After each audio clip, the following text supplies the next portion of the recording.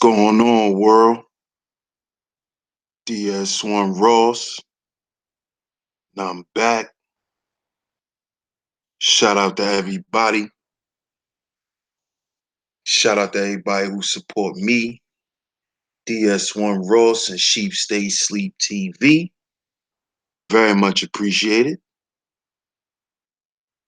Tonight, Saturday Night Live, open panel here, Sheep Stay Sleep TV. Hit the link, open panel, open conversation. Like I said last week, we will be doing this every week right here on Sheep Stay Sleep TV. We will do a Saturday Night Live where it will be an open panel. Anyone can come on and we can just speak. We could just have a conversation about anything. So tonight, that's what we doing. And we will be doing this every Saturday. I'm gonna say for at least I'm gonna see how it goes. You know, this is my second week, so I'm gonna see how it goes. And I'm gonna say the next 2 to 3 weeks to see if I'm gonna continue with this. But last week was good. I liked last week, and I'm gonna wait for some people to come through, and I'm gonna go ahead and we're gonna get these links out. So I'm gonna go ahead and let the people come through. Shout out to y'all. You know, tomorrow's Mother's Day. You know, so tonight, like I said, whoever want to come on, whatever y'all want to chop it up about, you can chop it up. I'll be putting the link out in a minute. Y'all just bear with me. Shout out to the grinder. See the grinders in the building. If you're tuned in, make sure you hit that like button for me. If you can, please share the show in your community tab. And let's get this open link popping tonight, y'all. You know, as y'all can see, the recent stories that's been popping off, you know, this whole Aisha Curry thing. Shout out to the ladies. You know, the other night, I did an open panel for the ladies, and I wanted to just get the woman's perspective on this whole thing. And it was a good show, great show. I'm loving the feedback I'm getting from the show. Mika 32, what's going on? Thanks for tuning in. Shout out to Monique Hill. Thanks for tuning in. I appreciate it. Um, like I was saying, the show I did a few days ago, I think it was about 2 days ago, with the ladies. Uh, um, the woman's point of view on the situation, or the ladies that I had up there, was very, very unique. You know, I loved it. I loved the discourse. I loved the fact that it wasn't no arguments or nothing like that, and it went pretty well. So I appreciate the ladies for that. Shout out to y'all. Shout out to Shamika. Shout out to Love Wisdom. Shout out to Nicole Ali. Shout out to the great moderator, Poetic Calves. And shout out to Rising Star. Y'all did y'all thing, man. I appreciate it. But yeah, if y'all have it, y'all could go and check that out. Check that stream out. It's called Know Your Role and Play It. And it was like I said, a woman's POV of this whole Aisha Curry ordeal. I know whoever come on tonight, you're probably gonna want to chop it up about that. And it's all good. Like I said, open panel, open chat tonight. Queen of Hearts, welcome.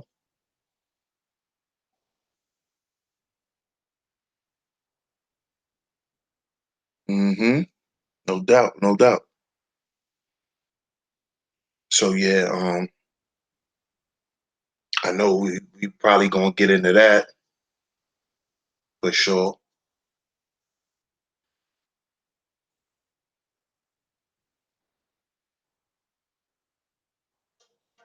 What's going on, y'all? What's going on?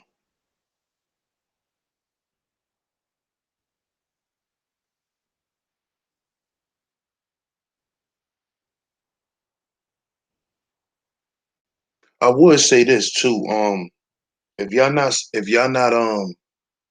subscribed, go and subscribe to my man Art New Style, Art New Style TV. Go over there and support my brother, man. He just did my numerology, man, and he just woke something up inside of me, man, because for a long time I've always wanted to do certain things. I've always had the feeling and the urge to do certain things, but me second guessing myself, and not following my first instinct sometimes, man. And it could be to my own detriment. So tonight I was over there on Art New Style TV, and he did my numbers, and the results, man, was crazy. When he read my destiny, he read my he read out my destiny, man, and it was crazy. I was shocked, couldn't believe it, because everything he said to me, it I know it's true because I've thought about doing those things before. Numerology is real, y'all. It's definitely real. To me, numerology is much more accurate than astrology. It could be much more accurate. That's a fact, Monique Hill. He definitely with the business.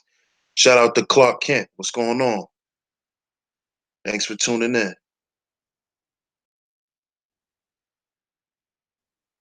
I'm gonna be dropping the link in a minute, y'all. I'm gonna drop the link in the chat in a minute so y'all could come on. We'll give y'all some more time. But yeah, man, the stuff he revealed to me from my numbers, man, was crazy. I'm like, damn.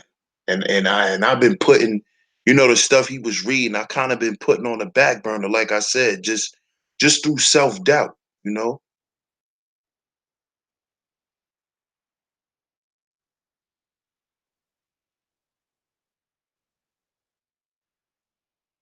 So y'all definitely go and support my man Art New Style TV, man. He bringing a whole different approach, man. And he also could draw his ass off. That's another thing that's dope to me about him, because I could draw too. I'm definitely into art, you know, definitely into art. Shout out to brother Danubian Life with Rosie. Welcome, Life with Rosie. Y'all make sure y'all go network with Life with Rosie. Network with Life with Rosie, y'all. Go show Life love. She stays sleep TV. Whenever I'm around, she supports me. So y'all make sure y'all go show her some love. Show Life with Rosie some love, y'all.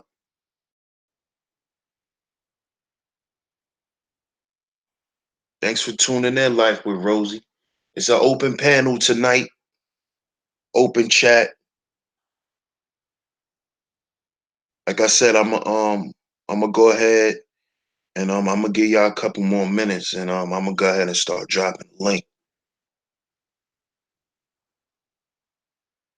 No problem, Life with Rosie. I appreciate you. Thanks for tuning in, sis. Shout out to my brother Darren. Appreciate you, man.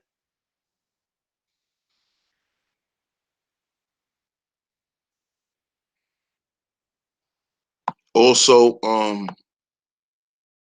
I've been definitely working on some other things. So check out all the mods in my chat room.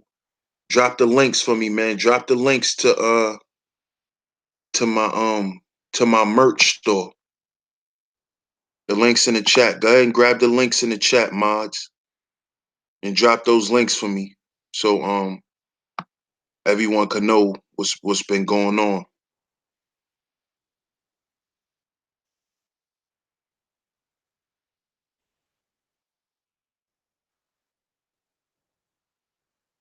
Shout out to my big brother Rob, my Chi-Town bro, man. Appreciate you for tuning in, bro.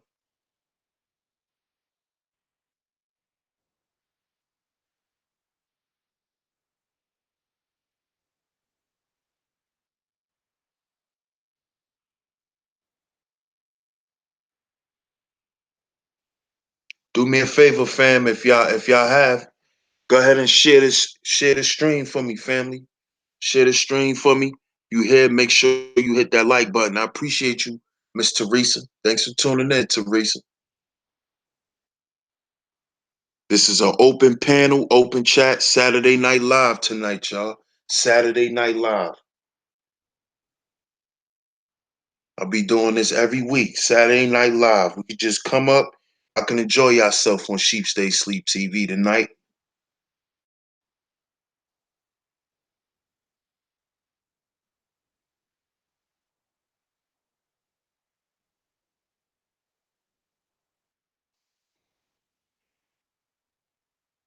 I'll go ahead and drop the link in the chat room for whoever want to come through.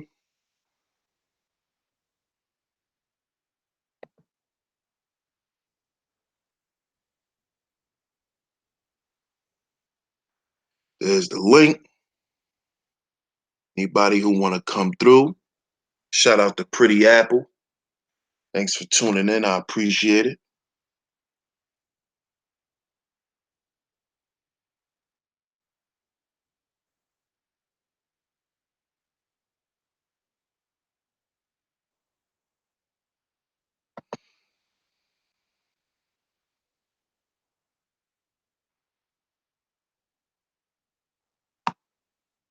Shout out to everybody for tuning in tonight. Make sure y'all go ahead and smash that like button for me, family. Go ahead and share the show. We're going to get this Saturday night live popping. Appreciate y'all. Once again, much love.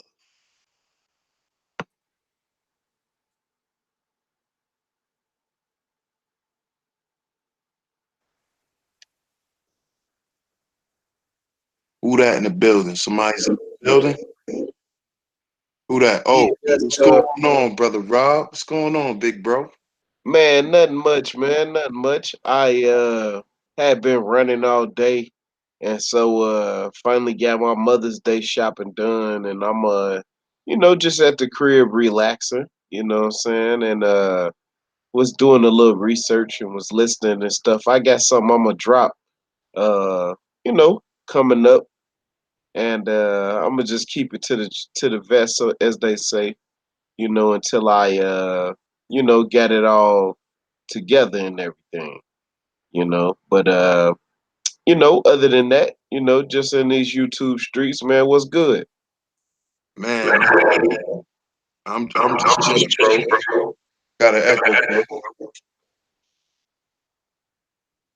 Yeah, sir. Yeah. But hey man, I've been following this Mueller report real close, you know what I'm saying? So super quick, man. You been following it, family? Nah, not too much. I mean, I've heard a little bit about it, but I haven't been following it too tough. Nah. Mm. Ah, okay, okay. Yeah, man. I just think, I mean, obviously it's intriguing. You know what I'm saying? Because a lot of this stuff ain't never happened before.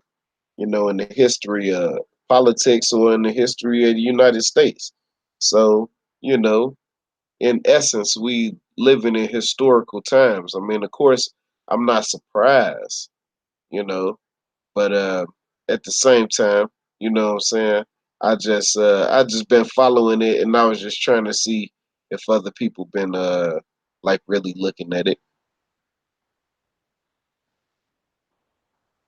you know. But that's all. Yeah, yeah. I know a couple of channels, they've been kind of talking about it a little bit, and I've been listening, but I ain't been following it too tough. I mean, the other night we had the ADOS debate, and what did you think about that? Because I'm noticing they're bringing the whole ADOS thing up now with this current election coming up. So what you think about that, brother Rob? Yeah, I heard the exchange between Haven and Merciel, and I thought, you know, both of them made really logical points. Um, I would say currently my political aspirations are more localized. I don't really focus on federal politics because I really don't have the money to play in them pools, so to speak. They're a little too deep, you know. So I don't have you know allies, so to speak. We start talking about federal politics. So because I'm so localized, I guess I would say I'm biased. You know, um, I, I both of them, like I said, made good points. Um, I'm more along the lines of a practical thinking person when it comes to politics. I think if everybody focused on their local politics, things could get we could get more things done. Say let's say that you know uh, a lot of people don't believe that things can get done. So that's where we got to start. With our belief in ourselves. I say it all the time. We got everything we need except each other, you know. But JT fell through. Man, what up, Jay? Shout out to the grinder. What's going on, bro? I'm good. How's the brothers doing? Mute Man, oh, yourself, brother Rob. We got a echo, bro. my bad. What's going on, bro? I'm good, man. I'm blessed. How y'all doing? Thanks for the invitation. Appreciate that. No doubt, man. No doubt. Saturday Night Live, man. Anybody allowed to get on, and you know, the, um, we just gonna let the conversation flow. There's no specific topic. Wherever y'all want to take it. But I do want to elaborate on what good brother Rob was talking about, and it's very true that we should like it's good that we got to get more into local politics. I think that's when we could have more power, and then there's a point that you made. I mean that you and Rob he came on the panel. I think y'all was talking about politics about a year and a half ago, and y'all was talking about stages, how grooming your own candidacy, um, in the community. And I think that we have to have more discussions about that. I talk about politics and everything, and I think that some of us as a people that we don't like talk about politics because we don't think that it does it affect us, but it really does. That's why it's very important, even like different all forms, shapes of government in the national, but definitely you have to know all shapes and form of local government where you're at because that's where the power is at. That's where you could really enforce the money that go into schools, unions, and agriculture. A lot of people understand that you can have talked about agriculture that I will be talking about in the near future. And so it's very important that we have to get more in depth in local politics, and especially like your accuracy could really be influenced. And it's very important that we have to be more decision makers for our community, especially in the local politics.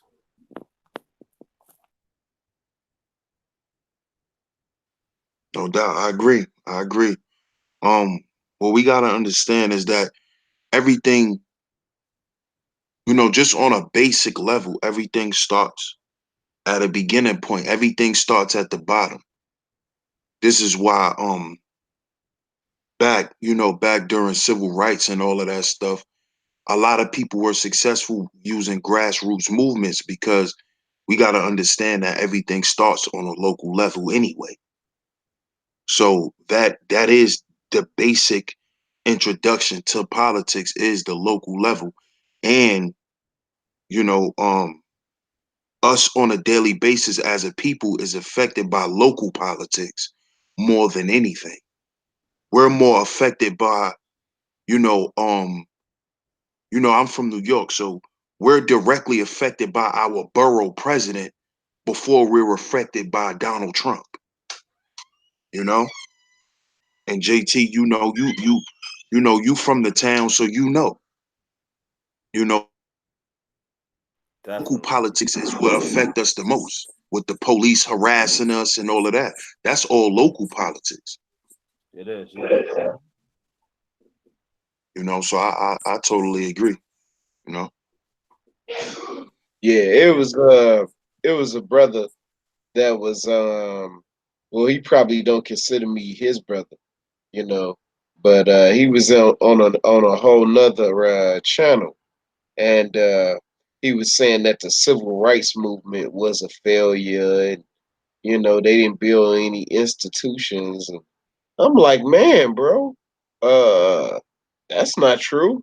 You know what I'm saying? So I was happy that you said that they was successful on a local level. You know what I'm saying?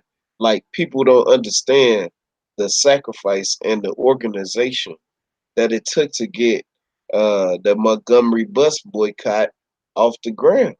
You know what I'm saying? And that was completely local, you know? And we wasn't looking for power, at that time. We was just trying to, be treated fairly, and I think that people kind of misconstrue what the objective of the civil rights movement was about. You know what I'm saying? And which ties into the ADOS, um, the ADOS debate. I was hoping when the term was starting to get popularized, uh, that they were going to use it as a rallying cry for everybody. But I knew, that some people was going, to knock it down. You know, I I stay away from extremes, you know what I'm saying? But that was my take on it. I was hoping that it was gonna be a rallying cry. We all are experiencing the same thing, whether we have different ideologies or not, you know. So that's where I'm at with it. I stay away from extreme ideologies though, I really do, you know. Oh, it's only this. Like, nah, man, I don't prescribe to that. You know what I'm saying? I just don't. I take the best of everything and then, let the chips fall where they may, you know. As they say, throw it all against the wall, whatever sticks, stick, you know.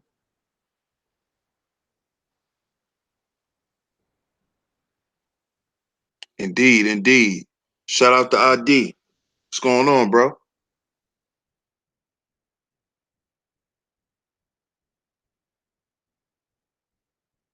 Can't hear you, bro. I don't know. Maybe it's something wrong with his mic. But hey, you know what I'm saying? That's my Chi-Town brethren right there. For people who don't know, that nigga ID from the crib. You know what I'm saying? That's why I'ma always mess with him. You know what I'm saying? Peace, everybody. What up? Yo, what What's up, big? good? Shout out to the chat. Peace to you, brother. Yeah, I seen the link and thought I'd jump in. I was sitting up and just chilling. Yeah, I got a good convo going though. It's a lot more angles to it, but Oh, for sure, for sure. It's Saturday Night Live, bro. Like I said, um, we gonna let the conversation just flow. As it could go in any direction. We could change the topic whenever, and we just gonna let it flow. It's nothing specific. So whatever you wanna chime in on, just go ahead, bro. yeah, well, I'm about off that last thing when the civil rights movements was here. It should have been human rights, not civil rights, because as humans we was being treated like inhuman, which they said we weren't human at all. We was livestock. So that should have been the topic, the conversation. Many said it afterwards, but then it fell on deaf ears because people don't deal with the humanity aspect of it. They still deal with the civil, you know, civil government. And when you do that, you most definitely dip into politics, city ordinance and things of that nature, which goes into what was stated for us. It ties more to us than anything, the city ordinance, because we don't stay throughout the nation. We stay in different states and counties and stuff within the states, which are certain cities within the county. So, you got to know the civics of things, as some of us was taught in school, for the different legislative branches of government and stuff. But at the same time, the fear of a black messiah just mean anointed one, and if you go to Isaiah 61, you'll see what they're anointed to do for us, that outline or whatever. So they stop your imams, your mores, your pastors, your spiritual leaders and teachers from pushing the line, because we went to the churches, we went to the mosques, we went to the, you know, whatever spiritual place, because we some of the most spiritual people on the planet, if not the most spiritual. So they stopped them for your Martin Luther, your Malcolm X, and anyone else that was protesting and doing stuff at that time that came from your spiritual houses of worship. And they gave them a 501c3. We know they got, different codes and stuff for it to take you beyond state or national or international government. They got different codes for it. I don't know them all. I don't really study it like that. But that's how they really broke us down, because them the ones that was willing to be martyrs, and them the ones that had that conversation to cause others, like Martin Luther King example. Even though they was afraid of getting lynched, hit with water hose, dogs, things of that nature in their local, you know, city, county, or whatever, because everybody knew each other. The blacks knew the whites knew the black. And if you sit up there at the counter, you can put yourself and your whole family in danger, you know, because back in the days, most people don't know, they walk in your house and snatch somebody out and go lynch them, you know. So we wasn't too far from off them times. So, man, the institutions though that they did build, which was the churches and stuff, needed to be built, but they never utilized them because of, Lyndon Baines Johnson coming through with that 501c3 tax, you know, thing. So it's a lot to talk about when it comes to that. That's why I was pushing the Black Manifesto there for a while, dealing with the fact that them brothers were saying go to the church, the synagogues, and things of that nature, because they got the money. Yeah, to add on to that, LBJ, right behind him, we have Richard Nixon, right? And then we also have them adding Thurgood Marshall, our hero, legislatively and legally to the Supreme Court. So they neutralized the movement by assassinating starting with Harry T. Moore, um, assassinating Medgar Evers, Malcolm X, and then Martin Luther King. You know, and a lot of people, it's lost on me how their lack of empathy for what happened to our people. Right? we have to look at the fact that heroin is flooded into the black community during the 70s, and then crack during the 80s, and then mass incarceration during the 90s. You know, these are things that happen. These are things that were political moves. I had brung up Richard Nixon. Let me not forget this point. The benign neglect movement came out of Richard Nixon, and it filtered down from the federal level to the state level to the local level, right? Um, um, we have to look at the white reaction, the white rage that happened after Brown versus the Board of Education. You know, what's the most affluent black community in the United States of America right now? Prince George's County, if I'm not mistaken, right? What did Prince George's County do directly after Brown versus the Board of Education happened? What did they do? Most people have no idea. They shut down public schools. I think they shut it down for 7 years. It might have been shorter, but they shut down the public schools. So what was them black folks to do with their kids? Imagine, right? All right, let's just say for the sake of this argument, right, that they shut it down for 5 years, a round number, right? You was in fifth grade. Now you a sophomore in high school. That's when the next time you decide you get a chance to go to school. Think about what that generation lost. You see what I'm saying? People have no empathy for the white reaction to the gains that were made during the civil rights movement. I know it should have been this is one of the reasons why Malcolm was targeted and assassinated, because he started making it a human rights movement and was threatening to go to the UN with human rights violations against the United States that eventually the UN ruled in the same regard that Malcolm was talking about 50 years ago. You know, so you know, let's when people start talking about, the black community is lost and this, that, and the third, I'd be like, man, you know what I'm saying? Like, you didn't see the same things that I saw? It's not lost, it's more like misled. Yeah. Even when you say Thurgood Marshall, we know that's NAACP.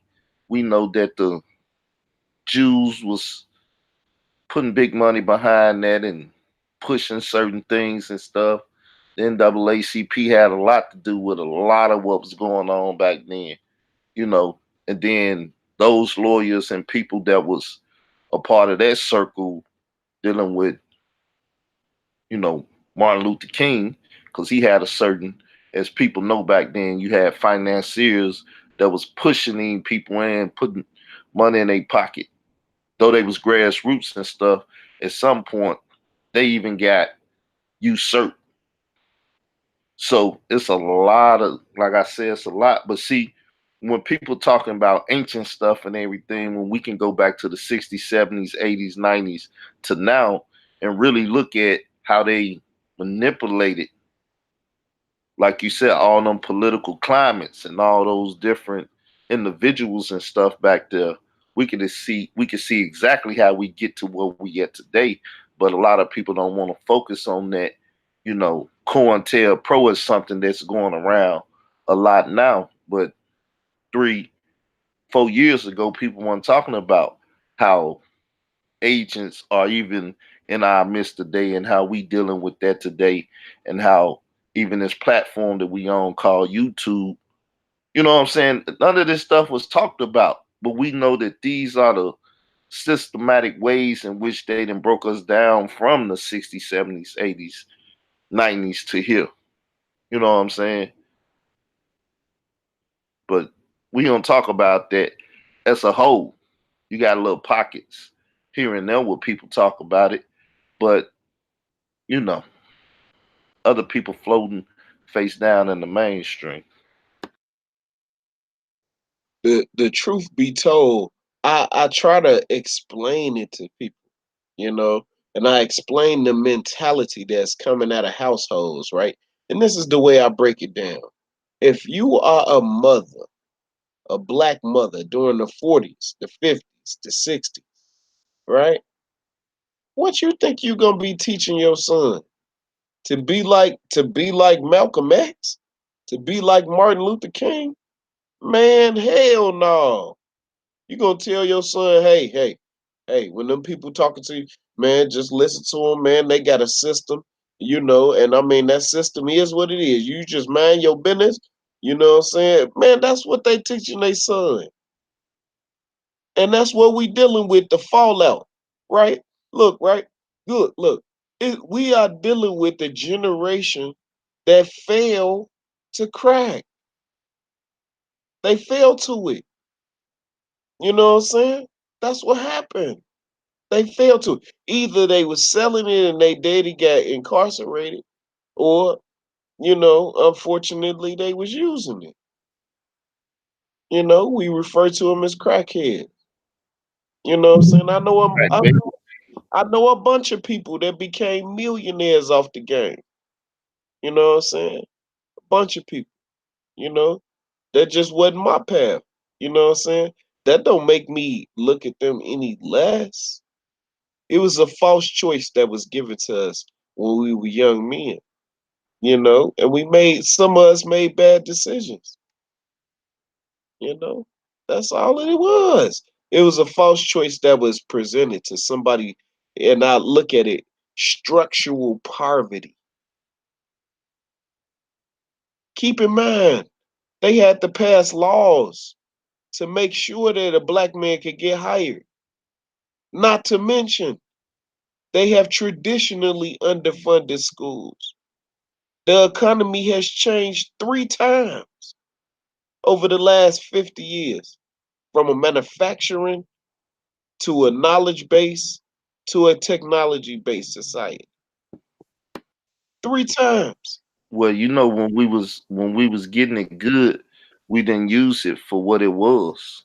There was a point in time where you had like the STEM program in the schools, vo- vocational things where they sent you off to learn trades and stuff. People even realized school one, regular school one for me, so they went to uh, what's the name of that stuff? Vocational school thing. What is it? Um, Trade schools, you talking about? yeah, like trade school, but it was like you could get your high school diploma and learn a trade. What is it? I ain't used the word in so long.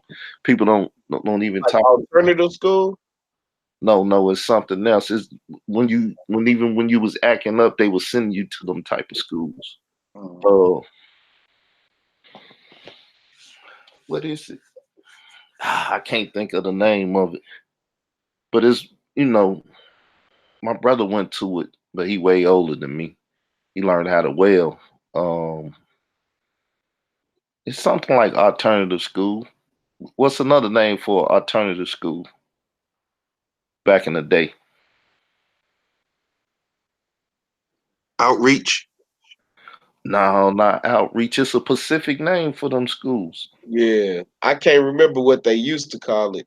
Yeah, But they used to go look, get look, trained. around the crib, we just called it, man, that's the bad boy school. You know what I'm saying? Straight up. Job Corps. Job Corps. Yeah, they still call it Job Corps. Yeah, Job Corps. A lot of people back in them days seen that as I just go get a technical degree, and then they worked on air conditioners, welding, and whatever they learned down there. And even today, that's an option for a lot of children, but we couldn't even think of Job Corps. You know what I'm saying? So a lot of people not taking that. They still trying to stay in schools that is not properly educating them. They not getting any skills and stuff, so they can't do anything. They don't know how to put up a fence. They don't know how to, do any plumbing. Don't know how to do nothing. So they can't build nothing. You know what I'm saying?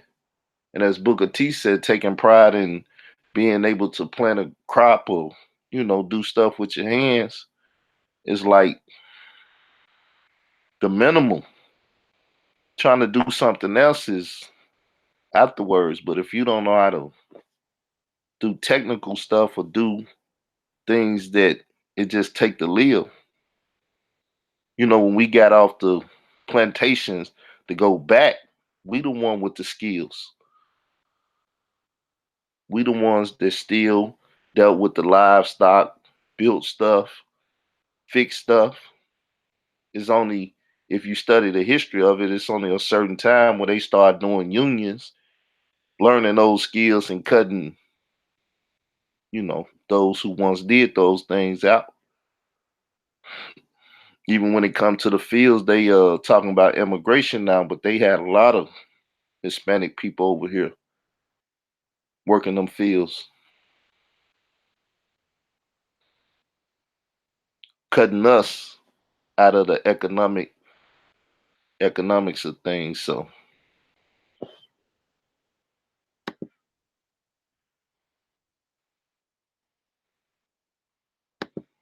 Yeah, I think that was purposely done because a perfect example of that is I graduated from the same high school my dad graduated from. And when he was at the school, it was a vocational school. And it was Alexander Hamilton High School. It was a vocational school. But when I went to the school, they changed it to Paul Robeson High School of Business and Technology. So this is why you have a lot of us millennials who are not very mechanically sound. A lot of us don't know how to use our hands. And it's because we weren't taught. And a lot of our parents who were handy, who worked those hard jobs, they didn't want us working those hard jobs. So they pushed us into those technical areas. Hence why we're on the internet. Hence why a lot of millennials make a lot of money off of Instagram. They got online businesses. It's because we understood the tech world. You know, one of my classes that I had to pass in order to graduate from high school was it was called virtual enterprise, where we had our own virtual company. And it was our classroom was set up like a business office. So we had the graphic and design department, we had the marketing department, we had the human resources department. Our class was set up like that. And we sat at computers. All our work was done on computers. At the end, we had to present our business at a business convention with a whole bunch of other schools in New York City. And they participated in the convention too. And we had to walk around and present our business to each other. It was dope, but to me that's an example of why we we're not mechanically sound anymore. They pushed that out. They pushed that out of the school system. That's why now you have to pay to go to trade school. When my dad was in school, they taught them the trades. My dad had shop class. My dad had wood class. He learned basic electrical work. They took all of that out of the curriculum and replaced it with computers, graphic design, web design, um, SQL, programming, and all of this stuff. They replaced all of that stuff, and this is why you have a whole generation of young adults now that don't know how to do simple stuff, like you said, put up a fence, change a tire, um, shit, even put up a TV on your wall, just shit like that. It's not because our generation is dumb. It's because that form of learning or that form of work that they pushed y'all into, they pushing us a whole nother way. So, Yeah, well, you got it. Well, children can't even count nowadays unless they get on a phone and use the calculator. You tell them, hey, I'm gonna pay you so much an hour, this and that. If it wasn't for drug selling, math would be gone from the black community. Basic math, being able to say this plus this, or even work it in your head. There's a lot of things that they cut the music program out. That's why people on drum machines and sampling and doing different things, which hip hop brought about, due to the fact that they can learn how to play a bass, a guitar, the piano and stuff. And we all know when you, especially people that do it, if you learn how to play chess, learn how to, it works your mind. It open up brain cells that normally will be closed because you're using your mind and thinking of, and when you're dealing with music, it's math. All of those things. So yeah, man, generation after generation is losing because nobody wants to take the time out and teach these things or pass on the knowledge. You know what I'm saying? Mentorship is a big thing that's lacking in the community. Um, and learning trades and stuff like that, putting somebody in your business once they get out of school or whatever, and learning a specific part of the business. Everybody know they can't work the office. If you got a garage, people got to work on the cars. You know what I'm saying? If you got a bakery, somebody got to learn how to bake the cakes and make the donuts or whatever, you know. But if people had businesses like the moms and pops and stuff, and they put the younger ones in there and teach them the business. When I went to Chicago the last time, I went to get me a burrito. And now the spot I went to been up there for years. It's a family owned business. Not super big, but they get down with the burrito. They've been there for years because they had a business. They passed it on. And it wasn't nothing but cooking, but they learned how to cook, learn how to run the register, learn how to count the money, pay the taxes on the building, pay the taxes on the money they make, and from generation to generation, they'll be making money in that same spot. They might update it or they might sell it and go get another spot somewhere else. You never know, but options is there. When the options ain't on the table, what are you left with?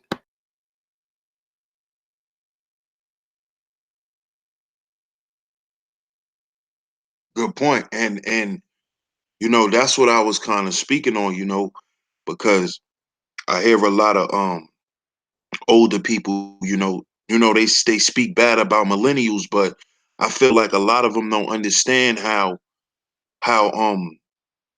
what education is based on. Education is based on how how the people who run society want a specific generation of people to be socialized.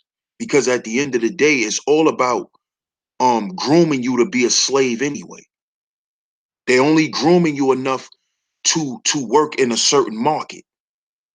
And they socialize people like that throughout every generation. So the two generations that's above us, because we're millennials, so the Gen Xers, they were a lot more industrious. They had a lot more the industrial jobs, but they were right at the they were at the end of that age where they started trying to introduce more of the tech shit. That's why you got a lot of the Gen X's, the guys that's like 40, stuff like that. They cool with the internet. They were able to learn and get it. Some of them who took that time, they were able to get it. Well, they groomed that generation with Atari and stuff like that. Right. Mm-hmm. So when you sit up and play a video game, You getting used to dealing with electronics, and you sitting up there playing Pac-Man all damn day. Not to mention when Nintendo came out, Mario, you rank up mans and you play every day, all day for a year till you beat Mario. So it made people feel comfortable being in front of a TV or a computer screen, pushing buttons and doing things of that nature. That's why the children now, they'll come snatch the phone, do the whatever code if they seen you do it or find out what it is. And they be, on Disney, they be here, there, whatever, finding they little sites or videos, the video games on your phone that they want to play. You like, how this little 1 year old get my phone, get in here, tap into it, and playing this stuff on my phone? Because they come out ready to do this stuff.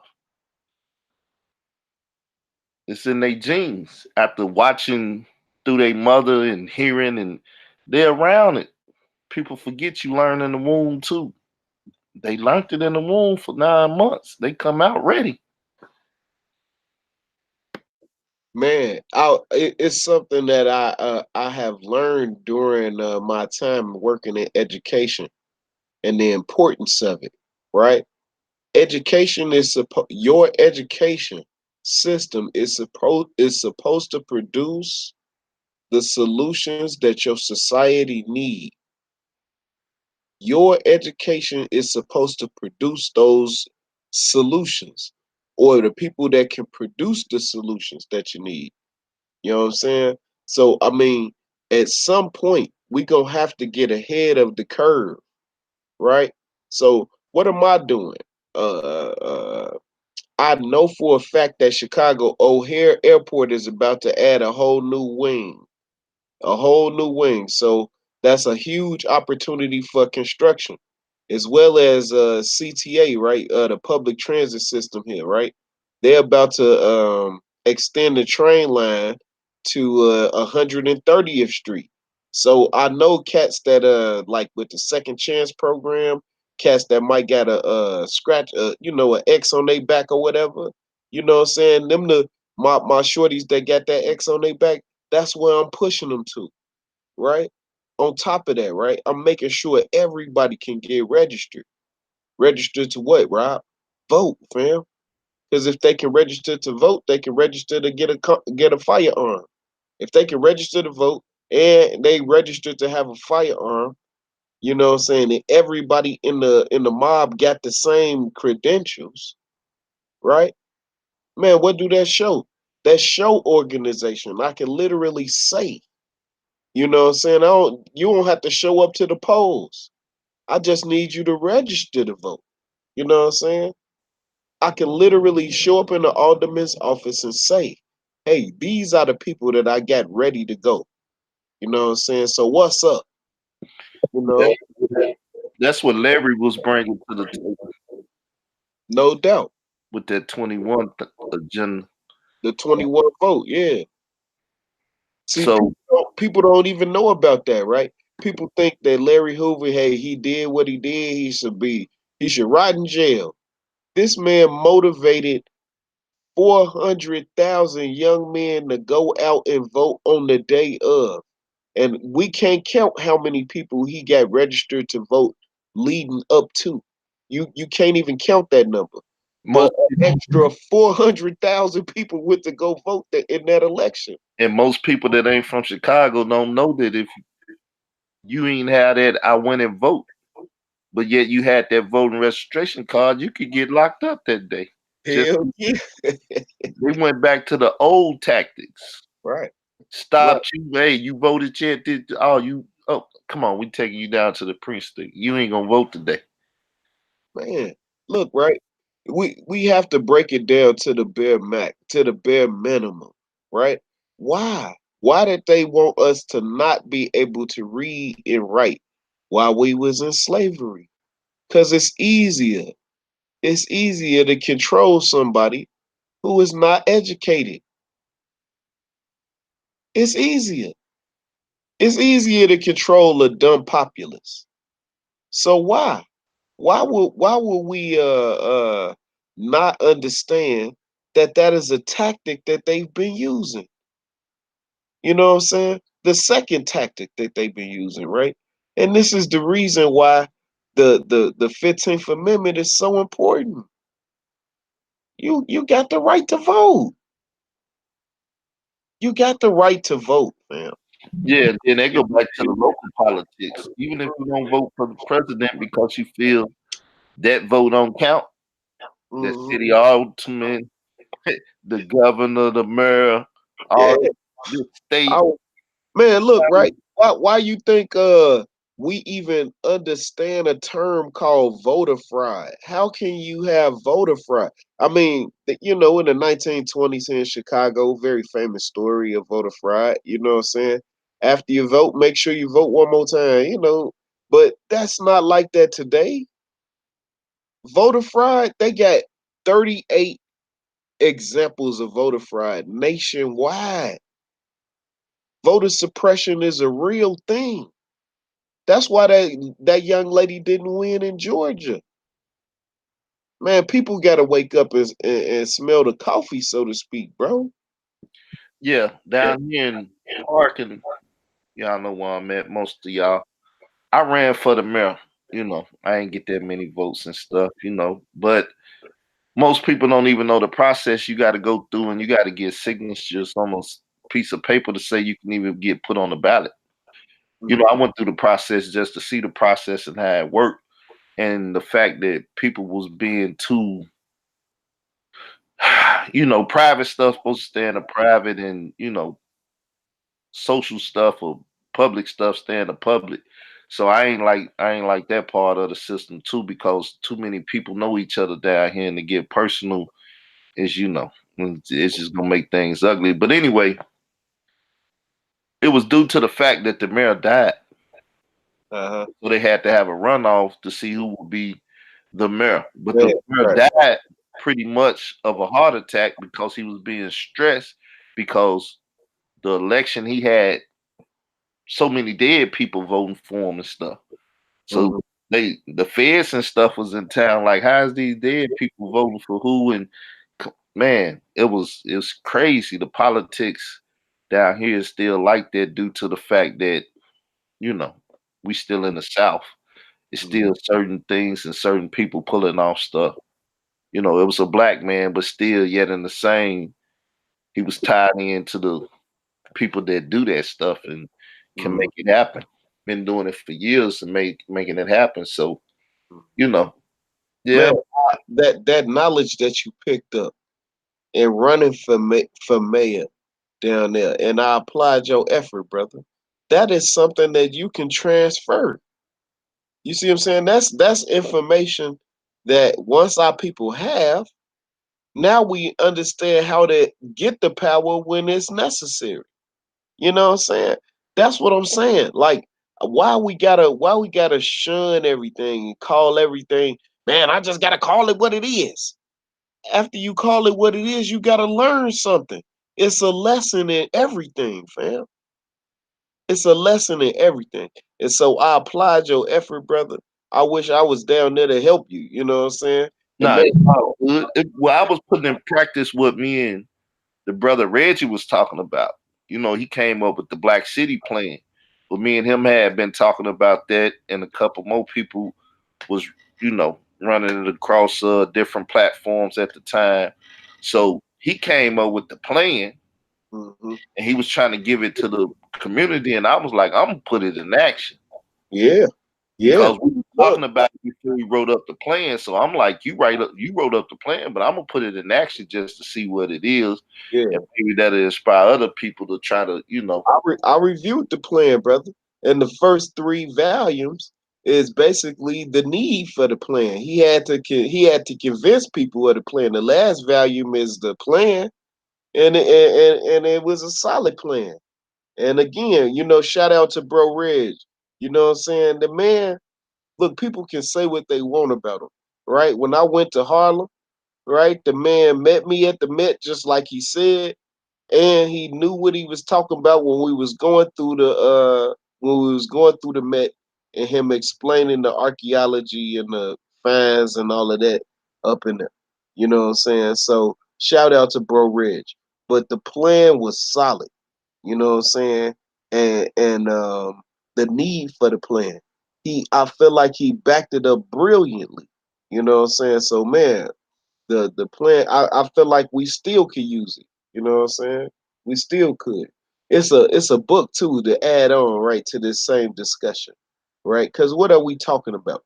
We talking about access and power for our needs, not just to be empowered to, because see, that's the problem with people saying black power, right? It's just a word. You know what I'm saying? It's the connotation behind the word that people have a problem with. When you say black power, you have to think about white power. It's reverse. And black power is nothing like white power.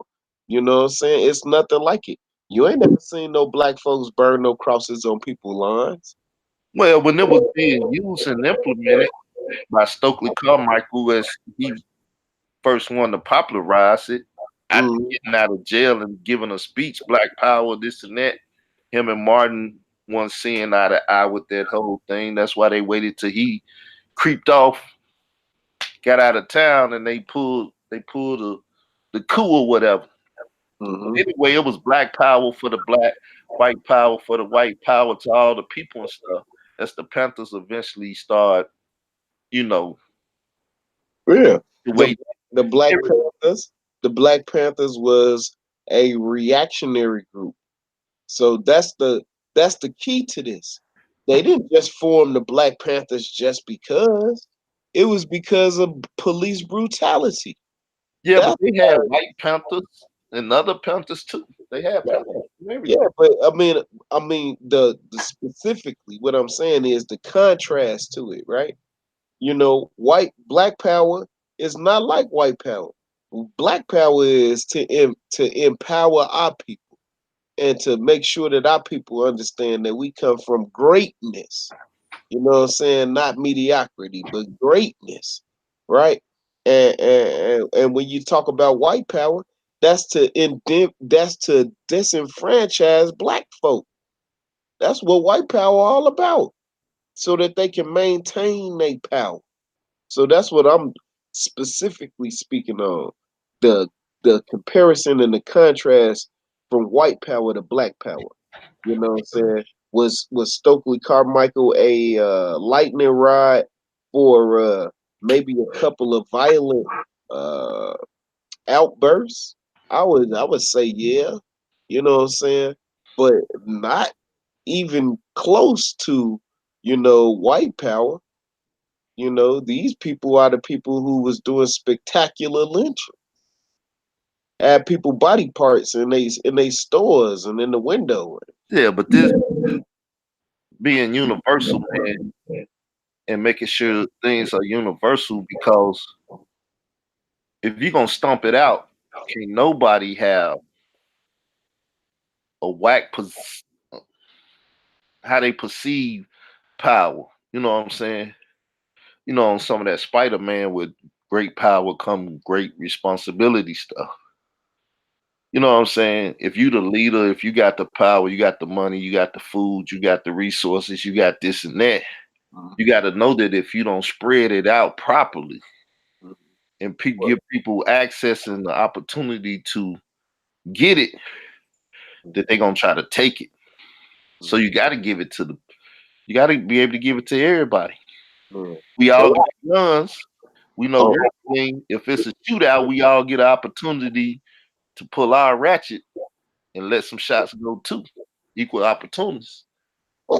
No doubt. Well, in this case, I would lean more towards uh Dr. Wade Noble's definition of power, and then Sun Tzu's uh definition of winning a war. Right? Sun Tzu say uh the art of war, in its finality, right, is to make your enemy not want to fight. Right? Win without fighting. Right. Win without fighting. And so this is what Dr. Wade Noble's definition of power is, right? He say power is the ability to determine someone else's reality and make them accept the definition as if it was theirs. So that ties right into what Sun Tzu was saying: win without fighting. You know what I'm saying? To where your enemy views you as too powerful to even try. Yeah, but then it boils down to culture because your culture dictates how Yeah, you your power ethic, whether you gonna right. use how are you gonna use it? Are you gonna be a benevolent power agent, or are you gonna be someone who's aggressive? So now that's when you say the white culture, black culture, as he was trying to explain. And what did he say culture was? Yeah. Culture is the way you do things. It is how you train the next generation. It Well, is it's your, it's your legacy in a it's your sense. life, it's your oxygen, it's your everything. Once you take culture away from a person, Hmm. and they like a fish out of water. No doubt. They're gonna And this is why I subscribe to the Black Power movement, you know, because they was pushing culture. Barack Obama, I mean Baraki, man, what is his name? Leroy Brown, but he changed his name to Amari Baraka. Amari Baraka. He changed his name and he wrote a book. It was called A Nation Within a Nation, and he literally was doing what the Black City Plan was talking about, grooming our next leaders. And he groomed some leaders for the Black community. They went to the city hall down there in New York, but didn't deliver on the promises that they said they would. So it was an exercise that was successful in getting them seated, but they didn't deliver on the promises. You know what I'm saying? And so that's where things kind of fell off at right there. And we talking about the beginning of the 80s. You know what I'm saying? Anita Baker, yeah. Richie. When you look at black culture, African culture, however you want to say it, something went wrong for us to end up over here. And then it was the melting pot of different tribes, different cultures, different things. So then all these things started getting melted together and we created we are a whole nother people now. As much as people want to say we indigenous to this land or over there, whatever, we are a whole nother type of people now. We we we something different. Yeah, I feel like we are redefining Black culture as it exists in the United States now. And that definition, whatever that might be, coming out of this generation is going to be the definition for years to come. Um, I would say that hip hop had a huge role in that, because if people, uh, want to overlook it, right? Just know that people are breakdancing in Cambodia. You know what I'm saying? Yeah. Real talk. Like it's a super duper cold breakdancing crew out of Cambodia that I mean they were at like ridiculous cold, fam. But But where did hip hop come from? huh? The blues is like the mother of them all. Hip Yeah, hop, rock and roll, all of that stuff. So no doubt. Don't push me because I'm close to the edge. No yeah, doubt. yeah, all of this is out of our pain and suffering and crying about the conditions we find ourselves in, which created culture too. That's why I said once again, we more of a different people than almost anything that the Yeah. breeding that they did to create us. I I, mean, I got a theory. You know what I'm saying? I got a theory. At one point in time, I would say Black people, we had a high moral code. You know what I'm saying? Coming out of slavery, we had a high moral code. You know, we didn't do things like, be Jack the Ripper or, Ted Bundy. Those were things that were not associated with Black folk, right? But during the crack era, you know what I'm saying? And Carl, you can agree with me, man. Chicago during the summer before crack, oh shit. Man, hey, that was the funnest time in the world, fam. You heard me?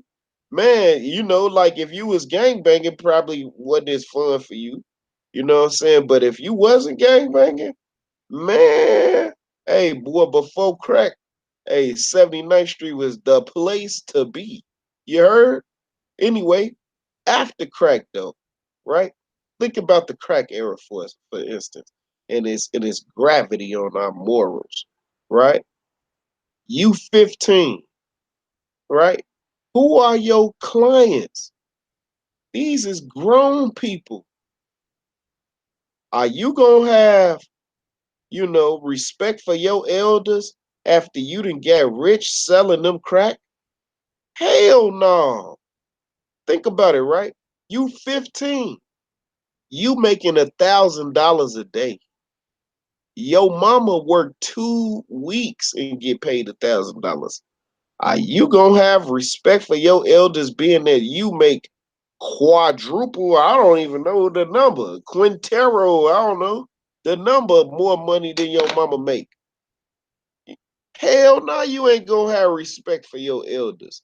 And then this is at a time when this is when you know, the blending where somebody can come out your house, they heard you cussing, they can come out their house and whoop your ass. You know what I'm saying? Straight up. You go to school, you get caught cheating on a test, they'll paddle your ass. Hey, that was the time when people said stop saying, hey, you ain't whooping my child no more. All of that came together. You know what I'm saying? And I would say crack was like a nuclear social bomb for for Black America. You know what I'm Yeah, they saying? didn't know what was happening. Cause my motto is those that start selling it should have got shot in the head soon they started it. Then they would have stopped it, but they didn't know what was about to happen. Yeah, yeah. And I mean, and it was a lot of mistakes made. Even black politicians, what I'm saying, here in Chicago, they made a lot of mistakes. What I'm saying? And that's how mass incarceration happened. The get tough on crime era, three strikes you out, all of these types of things. You know what I'm saying? That is what, led us to where we at. You know what I'm saying? Yeah, the war on drugs was the war on you and me. They created the problem and they knew the solution that they was gonna come with. Somebody said in the chat that Clinton flew more cocaine than anybody. Some of the biggest drug dealers didn't hit the American scene comes from Arkansas. Man, hey, people New don't Jack City understand. was People created don't by the people understand. Look, from right? Arkansas. This is why Arkansas is so crucial, right? Because you are now on the eastern seaboard. You know what I'm saying? And you can move from Arkansas to Georgia, Georgia to Chicago, you know what I'm saying, to Florida, to NY, you know what I'm saying?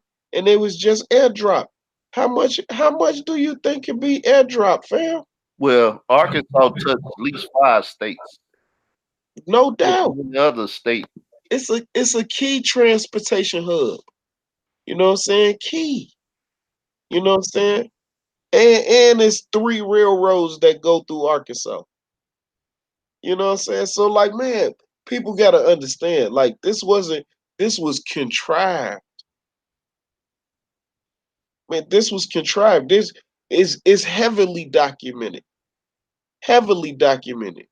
You know what I'm saying? In the Freeway Ricky trial, the Iran Contra scandal, you know what I'm saying? Even Richard Nixon's aide, top aide. He talks about how they decided to flood the black communities with crack. Dr. Chancellor Williams, he talked about the meeting that the Italians had. La When Casa. they was involved in The Godfather. Yeah, this was all, man. This was contrived, and it was worked against us. And now here we are, you know what I'm saying, after the aftermath, talking about some pointing fingers at one another, like, man, leave him behind, leave him behind, leave her behind. Man, what the I be like, man, G, like, what is wrong with these dudes, man? Because we gotta understand that with that those things that they created, like I talked about in my Matrix series, we got to understand that we're all programmed. We're all walking computers. So the way they socialize us is through programs. Like how your computer operates off of programs, that's how we operate as people. So they socialized us to look at us to look at each other in that way based on the experiment of the projects and dumping drugs where we live to sell to each other. So with them creating that environment, it creates people looking at each other like we're expendable. It creates that. It creates the violence. That's why they put us on top of each other. This is all it, like you said, it's contrived. It's an experiment. That's why they call a project, because it's a project. Jay-Z said it in the song. You know why they call the projects the project? Because it's a project. So all of this stuff is the result of these programs that they implemented in us because they wanted we all got to understand that everybody in society is programmed. So they program Caucasian people with white supremacy. They programmed them with that. White supremacy is a mindset. Them people think they're superior than everybody because they were programmed to think that way. We were programmed the opposite way. We were programmed to think we ain't shit. And that's why we look at each other like that. Yeah. Hence, when we get mad at each other, what's the first thing we say? Nigga, you ain't shit. Nigga, who are you? Nigga, who died and made you somebody? This is how we talk to each other because we were programmed to look at each other that way. That's why they dumped the drugs in there. That's why they put us in the projects. That's why because this is the result of all of this. We were socialized into this so we can be the permanent underclass that we are, and all we know how to do is work and be slaves and have this mindset. Go ahead, OG. They took you out. See, people talk about Africa and being indigenous. The South is the new motherland. If you saying Africa was the motherland for those that look that way, or the South is where we was most definitely held and we built our culture and stuff. People ran from the South up to certain spots up north because they had industry. So you had the industrial industry complex thing built where it was like you could go to Detroit and they building cars up there and stuff, and you could get a job and blah blah blah. And you ain't in the field and stuff. So once again, people ran from work, ran from this, and ran from that. And said, "Well, I'm gonna make sure my baby go to school, and they ain't got to do this." But when you take your baby out of the culture and put them in another culture, then they gonna dictate to your baby what it's gonna be. If your mother and father couldn't read, write, do this and that, but they still worked every day, made money, and had enough to send you to school, then why go look for the industry jobs and stuff? Because they took the industry jobs, took you out the field, then put tractors in the field, took your job away from you, running you more into the industry. From the industry to what we was just talking about with computers and stuff. So now you can't even be a cashier because they got you swiping your own stuff. Everybody a cashier. So we don't even need cashiers at certain spots. Just a couple people to watch the machines to make sure people just ain't running and stealing while they got the camera on them. So, man, we don't look towards the future. We ain't Wakanda, Wakanda people. You know what I'm saying? We ain't got no vibranium or whatever where we looking towards the future or what we want to build as a city and why we want to do these things. But they took us out of our culture. Even if our culture wasn't nothing but eating chitlins and doing this and what they call soul food today and stuff, that still was our culture. And when we went to the city, it became something else. Because yes, the Italians was running stuff. The Jewish mafia was right along with Buzzy Siegel and all of them Murder Inc. and all of that, and woo woo woo, and everybody learned from them Italians.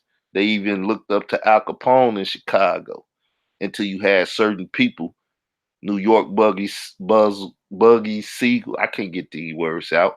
In Chicago, different people that say, "Hey, we're gonna start our own little thing, and this is how we gonna be mobsters or gangbang and stuff." But our culture changed. Good point. Good point. Want to touch on that, JT?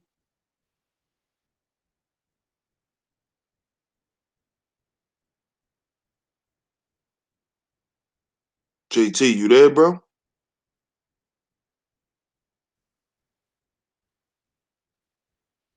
Yeah, I'm here. Oh, okay. You want to touch on that? No, I'm gonna fall back. I'm fall back. All right, I'm cool. coming back.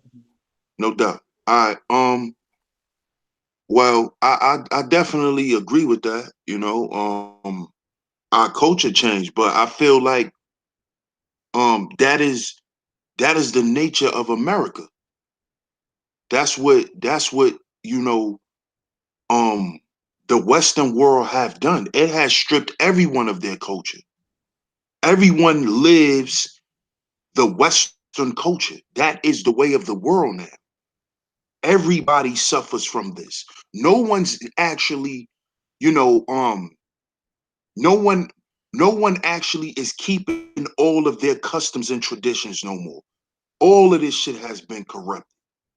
All of it. That's why, the world is in the shambles that it's in.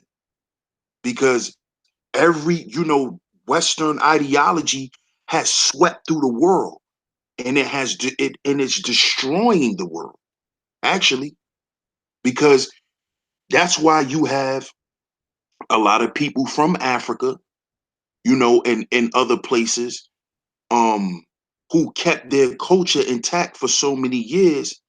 Now you see them breaking down. Hence why you have a lot of African women coming to America, and they're becoming Americanized so quick. It's because America's already in Africa, pushing their culture out and ushering in American culture. This is why it's so easy they could come here and make the switch so quick, because it's already there. This is why you can see the twerk videos in India, because it's already there. It's there already. So, you know, the Western world and its ideology destroyed everyone's culture. No one's culture is fully intact. Point to one that is. Yeah, this is a great mythology. America, the red, white, and blue, the this and that, the white, the house with the picket fence and the dog, and man, I mean, this is a corporation, right? And they branded this and sold it to the rest of the world. So when you say ideology, you know, yes, they brand this corporation. They sold it to everybody. Everybody wanted to come over here and live the American dream, which really is a nightmare. Most people just don't know what America is. And that's why most people don't function in America properly. And that's why the system rejects and kicks a lot of us out of it, because we just really don't know where we at. We don't know what we doing in this place and what we supposed to be doing. In as far as we talking about, they put certain pockets for us to be in. But that's why I say, whatever the new motherland, that's what I'm gonna call the South. Whatever the South for us was, and whatever morals and culture and stuff that we built, because we was a new people in a new land, and we did certain things to survive and live in this land and stuff. Once they took us out the South, they effed us up real bad, man. That's all I'm gonna say. And people won't even migrate back to the South. They want to say, take your ass back to Africa. Let's go to Africa. And it's like, you won't even take your ass to the South where they got a bunch of land. Shit is cheap because they didn't abandon this stuff. The business is gone down to Mexico or overseas. So they got big ass factories, just need some rehabbing. where you could create, opportunity, a gross national product for black people, though we not a nation, black people, this and that. They not even taking advantage of none of this stuff because they don't understand.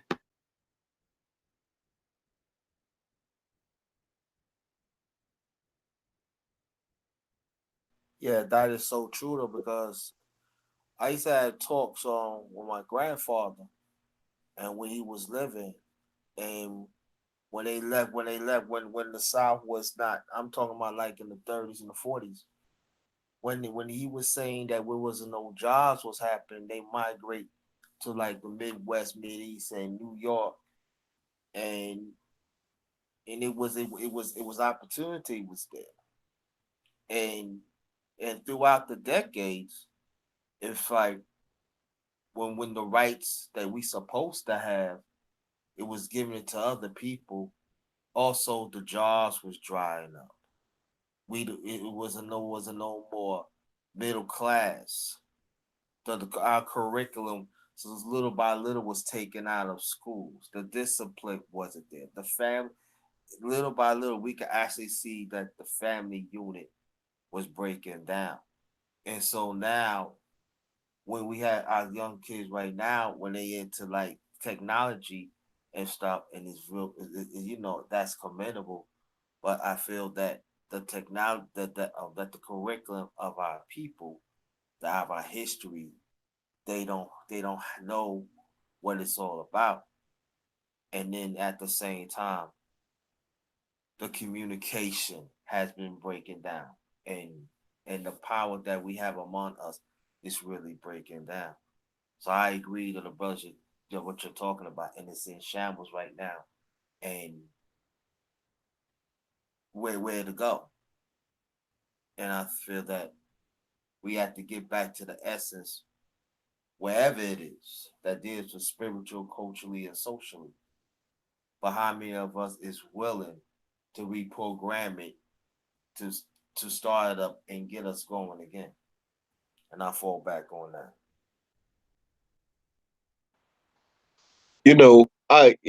Of course, y'all probably familiar with, but if not, you know, it's brothers out here that's saying that we got to rebuild from scratch. You know what I'm saying? Like we just got to leave that behind. Man, how y'all feel about that? Nah, I feel like I say, history is there for reference. So no. But Bill, what and Lee, what? I didn't understand the statement. Now he was saying it's certain, it's certain people on here that say that we need to leave what happened in the past and forget about it, scrap everything because it didn't work for us because we're still in the predicament we're in now. So we just need to scrap all of that and start over and create something new. A lot of people didn't even use the things that they was setting up and talking about back then. That was the problem. They peers didn't want to hear them. They say a prophet ain't respected in his own, land or whatever. That's what it was. You had the righteous teachers that was doing their things in every ghetto and every hood and every city. But the crack dealer looked like the man you want to follow, not the poor righteous teacher. You know what I'm saying? Same thing with the rappers. The rappers looked a certain way at first, but then when the drug dealer messed with the rapper and tried to use the music industry as a laundromat, then the rapper looked like the drug dealer. The pastor looked like the drug dealer. Everybody want to look like the drug dealer. Culture again. They changed the way we perceive ourselves and the way they perceive us. They put us all in a profile so they can get us all. Start with, like I said, y'all know that I say the Bible the best tool for our liberation.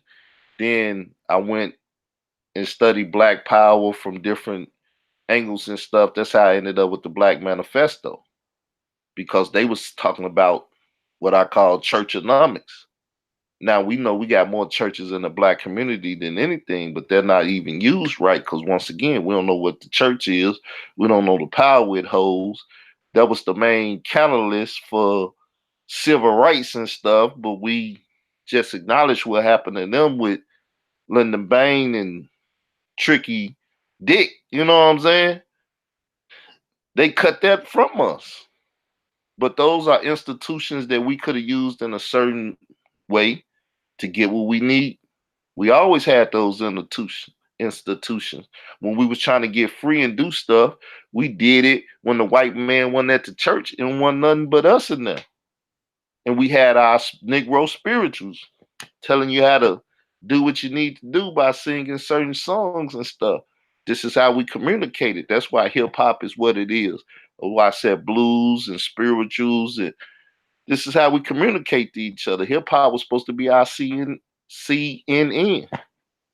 But hey, we misuse everything that them people died put in place for us to have because people didn't respect it. But if you look at the Black Manifesto, you will see that they have a catalog exactly what they was going to do. So they asked for reparations, once again, from the Jewish synagogue, from the churches, from the Catholic Church, blah, blah, blah. They even got people to start doing it, but they messed up because they got a little too militant and want to rush the pulpits and get their message off. But they had it laid out. They said, we're going to ask so much for every black, meaning we're going to come up to this. I ain't trying to deal with the numbers. You can look it up yourself. They said, we're going to come up with this number. Then we're going to allocate that to a TV station and stuff. We're going to allocate to a bank. We're going to take that, put that over there for schooling. We're going to take, you know, they chopped it up. They had a blueprint, not just saying like David Chappelle, you gonna get every nigga some money. He gonna go buy him a liquor truck full of beer. He gonna go buy him a bunch of Cadillacs. Okay, they done gave us all money, but we ain't gonna take it and do what we need to do with it. But if they give it to an organization or something, just saying the people that was over the Black Manifesto, then they said we're gonna take that so and so million and we're gonna cut it up like this, and we're gonna build institutions, and then we're gonna train people, and then this is how we'll be good in the future. Once again, no one got a blueprint and a layout for the future. Exactly what you're gonna do if you get this type of money, if you get this type of resources, if you blessed to get it, if you fight to get it and blessed to get it, what you gonna do with it? Gotta have a plan.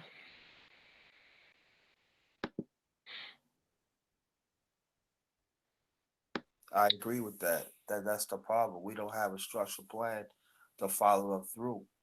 We always want to. I call them phantom plans, and we think that it's going to fall from the sky instead of strategically have a plan and put the right people in to follow through. So in case like if a person fall down, we have somebody else have the same mindset to pick it up. And that's the inconsistency that's really happened in the movement of us as a people. So I'm in full agreement with that. I think a lot of times when it comes to these movements or um people who profess to have movements, I think the problem is most of the people are looking for the leader or the people that are in higher positions to do what it is the people want done. And I feel like the people should be the ones really working to get things done. Because at the end of the day, the leader represents the people, but the people elects the leader. So if you elect someone to do your bidding and it's only just him, but it's 5-10 million of y'all, then if you work in unison with the leader, then wouldn't it get done? So a lot of the things that's not being done is because people are looking for one or two or three or maybe 10 people to do something that millions of people should be doing.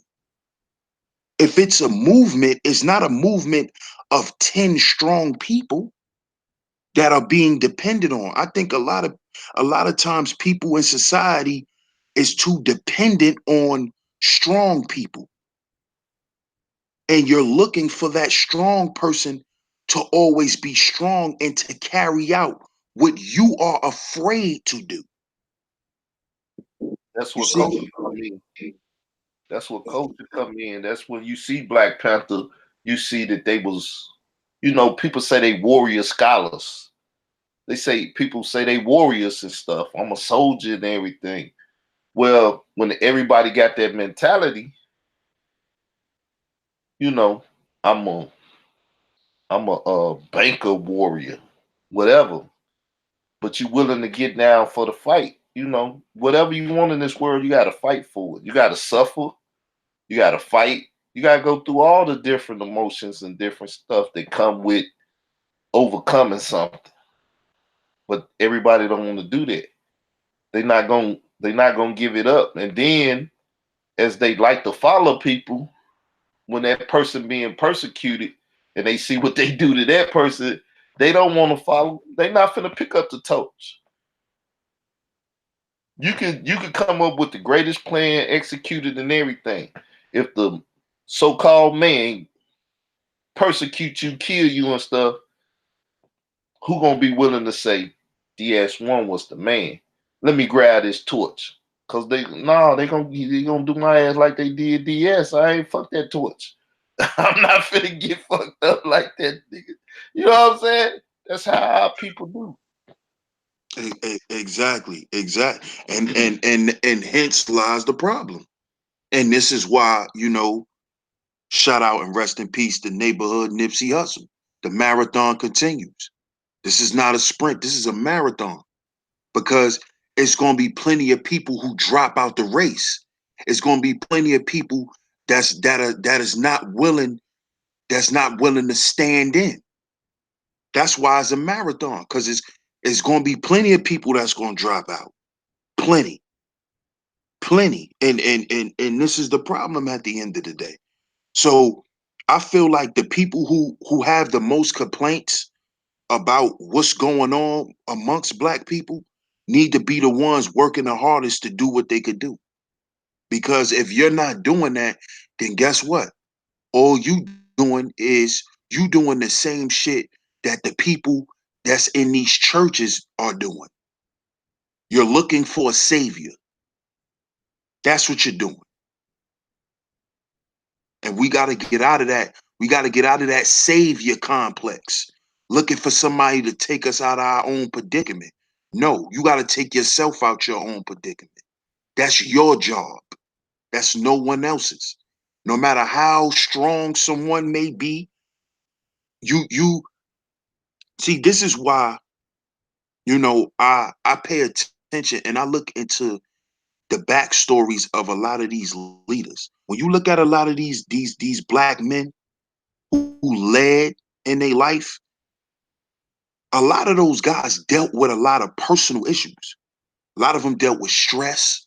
A lot of them, a lot of them couldn't sleep at night. And you know why? Because they were bearing the burdens of the world, of other people, thinking that they had to carry everybody. Your job in this world is not to carry everybody. You are who you are at the end of the day, but at the end of the day, it's supposed to be another Malcolm X. It's supposed to be another Martin Luther King. It's supposed to be more of these people. Why are they not here? Where are they? Because, like you just said, ID, people ain't trying to pick up that torch. But people want to keep talking about it though. It's why I like I said, I stray away from that conversation because at the end of the day, it's a circular argument. All of this shit that people saying we need to do is not going to get done because people are not willing to do it. Hey, you see Tupac, everybody want to be Tupac, but they don't want to be that political shoot the cops Tupac. They don't want to be that one. They Exactly. want to be the one Exactly. to get all the honeys and party and do all of that. But it's like, what a political pocket banging on Mr. President and all of that, telling, you know, that they can suck, you know what I'm saying? Do you say all kind of crazy fuck the police and make an album where they killing police in every song. Tupacalypse Now, he murdered police all through that. You know what I'm saying? That's not the political climate. They showed you with Ice-T and this and that. Warner Brothers and all of that, Tommy Boy and stuff say, hey man, if you got something talking about killing a cop, you know, we not putting your album out. They didn't say, well, I'm a bootleg and then put it on the streets anyway. As long as my message get out and my song get out. Nah. They said we gotta get some money. I'm gonna throw the bandana on Tupac and do all of this, but that political Pac, nah, can't walk in them shoes. They don't want to walk in them shoes. Because at the end of the day, the way the Matrix is designed, most people are blue pill. And I touched on this in my Matrix series. Most people want the perks that the Matrix has to offer. And once they threaten you from you not being able to maybe taste that life, oh, you're going to acquiesce. You're going to acquiesce. If you care more about that lifestyle than actually standing on who you are.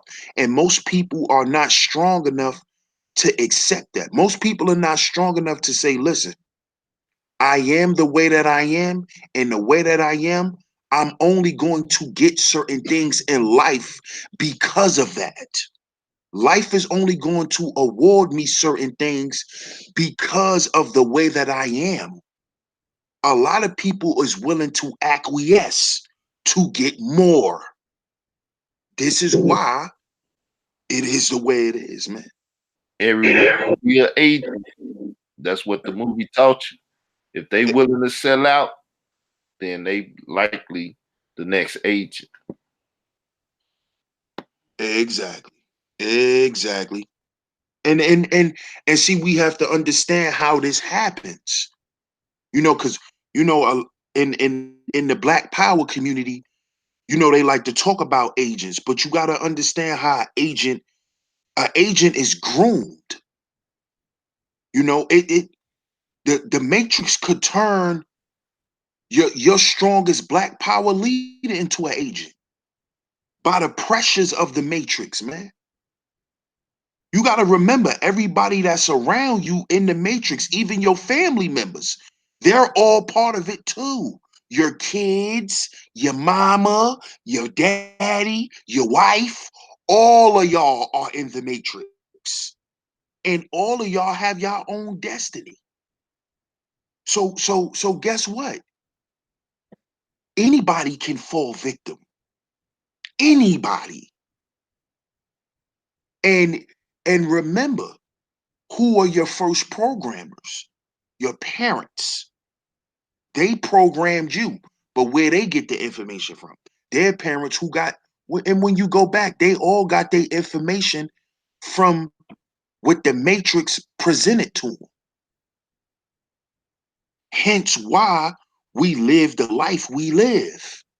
This goes back to what we was talking about earlier with the technology thing pushing out the industrial movement. Hence, each generation was socialized into, what was popular at that time. So when it was cool to be manual, when it was all about manual labor and no machines and all of that, the men were astute in that area. Hence why the blue collar worker, a lot of the Gen Xers were blue collar guys. A lot of a lot of your older Gen Xers and your baby boomers, they were what? They were blue collar guys. They knew how to use their hands. And a lot of them now are not technically astute unless they learned because they were able to adapt. Like my dad. My dad, he was a manual guy. All my life, he did manual work. Once I got older, he was able to make the transition, put the suit on, learn the Microsoft Word, learn the PowerPoint, learn the Access, all of that stuff that took over the office when there was no more typewriters. My pops went to school and he learned all of that stuff. So he was able to make the transition. But a lot of those guys couldn't. A lot of those guys couldn't. That's why when a lot of those plants got shut down in the Midwest and in the South, a lot of people were out of work. Technology took over those jobs, and technology is about to sweep up the rest of the jobs. There's no more cashiers. Self-checkout. Everyone's a cashier.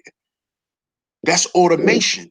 Automation is getting ready to take over the job market completely. Yeah, it's going from analog to digital. You know, uh, how did we get here though? Anybody that was living in 1999, that at least 5 years old, should know how we get to where we at today. They told us Y2K was gonna hit. They started ushering out all that analog and all that other stuff and pushing digital and everything else on the people. So you got to do a study from the 90s to the 2000s and everything that went on in there. And if you don't do a thorough research and study of that, then you don't even understand how we got here. And people that live through it don't even know how the hell we got here. That's a fact. That's a fact. It's like Because we here. that's true because they keep us so inundated with this everyday routine of wake up, piss, brush your teeth, get ready for work, go to work, come home, eat dinner, watch a little TV, go to bed, get up. So you don't even understand that all of these messages that they bombarding your subconscious with all day, you ain't having time to decipher it. So you don't even know that they throwing all of this stuff right past you. They're making these things and putting these things into action. You don't even know because you so busy going to work paying your bills, nigga. Boy, that's I went to Chicago. I've been going to Chicago for the last 6 months. You know, those that know. I ain't gotta explain what's understood. But anyway, when I go up there, it's a whole new world. Now I'm used to Chicago because I grew up there. I went to school there, did different stuff. But I get in the car, I'm on the south side, gotta go to the north side because that's where people working in. So I'm on the morning commute with the people that's going to the north side. And I'm looking like, what the hell? Then I get on the bus early morning or afternoon when the commute is going on. Buses is packed and stuff. I'm like, man, I'm ready to get the hell out this city. So, boy, none of that in where I'm at now. You know what I'm saying? No ambulance, fire trucks, police cars all day. Nobody pulling up to the, Jules, Dominex or whatever, save a lots or whatever you got in your community and stuff. Dropping groceries off or dropping supplies off to the whatever store. Man, it's like whew, the city, the place that don't sleep. You know what I'm saying? I ain't even been to New York. They said a city that never sleeps. But Chicago, only time you get a break is probably 3 o'clock to probably 5 or 6. It's the only time you get a little break. And they still moving. It's just things didn't calm down a whole lot from 3 to about 6. Which ain't number 3 hours.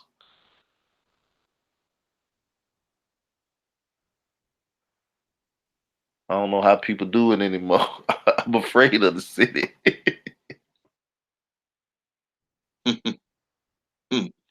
Well, it's definitely because I just, as y'all know, I just came from New York about a month ago, and it's definitely much different than where I live now. It's much more different. So I definitely understand. You know, you get used to having your peace. You know, and it's not too much. It's not too much peace in those types of cities, but I would say this. I don't know about Chicago, but I would say in New York, um, at a certain time, it's always activity because you know New York never sleep. So it's always some activity, but for the most part, the streets of New York has definitely been cleaned up to a certain extent, especially certain parts of New York. The streets are definitely cleaned up. Well, what I learned is after 9/11, with all the cameras and police as well as military that's on the streets of New York, hey, it's got to be cleaned up. You can't do nothing. Cameras everywhere, police everywhere, and military. Hey, you ain't doing nothing in that state, that city. That's a fact. That's a fact. That's a fact. So let's switch up the conversation a little bit. I know y'all been seeing what's been going on with this whole Aisha Curry thing. Um, I know my brother JT, he's been married before. I know my brother Rob is currently married. You know, I'm married. So what do you guys think about this whole Aisha Curry, Steph Curry thing? And then I'm gonna go ahead and give my perspective, you know, because I had a um and I think I'm still gonna do it, but I did a ladies panel about it and I let them get a point of view. So I got all brothers up here right now. So what y'all think? It's simple. She's a woman. She want to be an attractive woman. She want men to give her attention and stuff like any other attractive woman. So when you hear people talking about Beyonce, now you got to compare her and Beyonce. If you don't do it, she's doing it. She's saying, well, yeah, women's come at Jay-Z, got money and stuff, and they throw themselves at her. But they also come at Beyonce. Now, Steph, he get all these women coming at him, but I'm like, where's the guys at? They don't, cause she don't get naked and do different things like that. Guys just ain't looking at her like that. Now, if you paid attention to the beginning of the season and stuff, when and I don't want to start no stuff, but when DeMarcus Cousins was hurt, he was around her a lot. Not to say she cheated or whatever, or that baby ain't Steph. You ain't heard that from me. I don't know nothing about that, because I wasn't in their personal business. But that's all. She just wants some attention from the guys. And if she ain't gonna become a centerfold or nothing like that, they ain't gonna be like, man, I hit that. So she ain't gonna get that attention. Now she get a little naked, show a little breast, you know, booty, thongs or something like that. She'll get the attention she wants. She might not want it then though. That's how I look at it.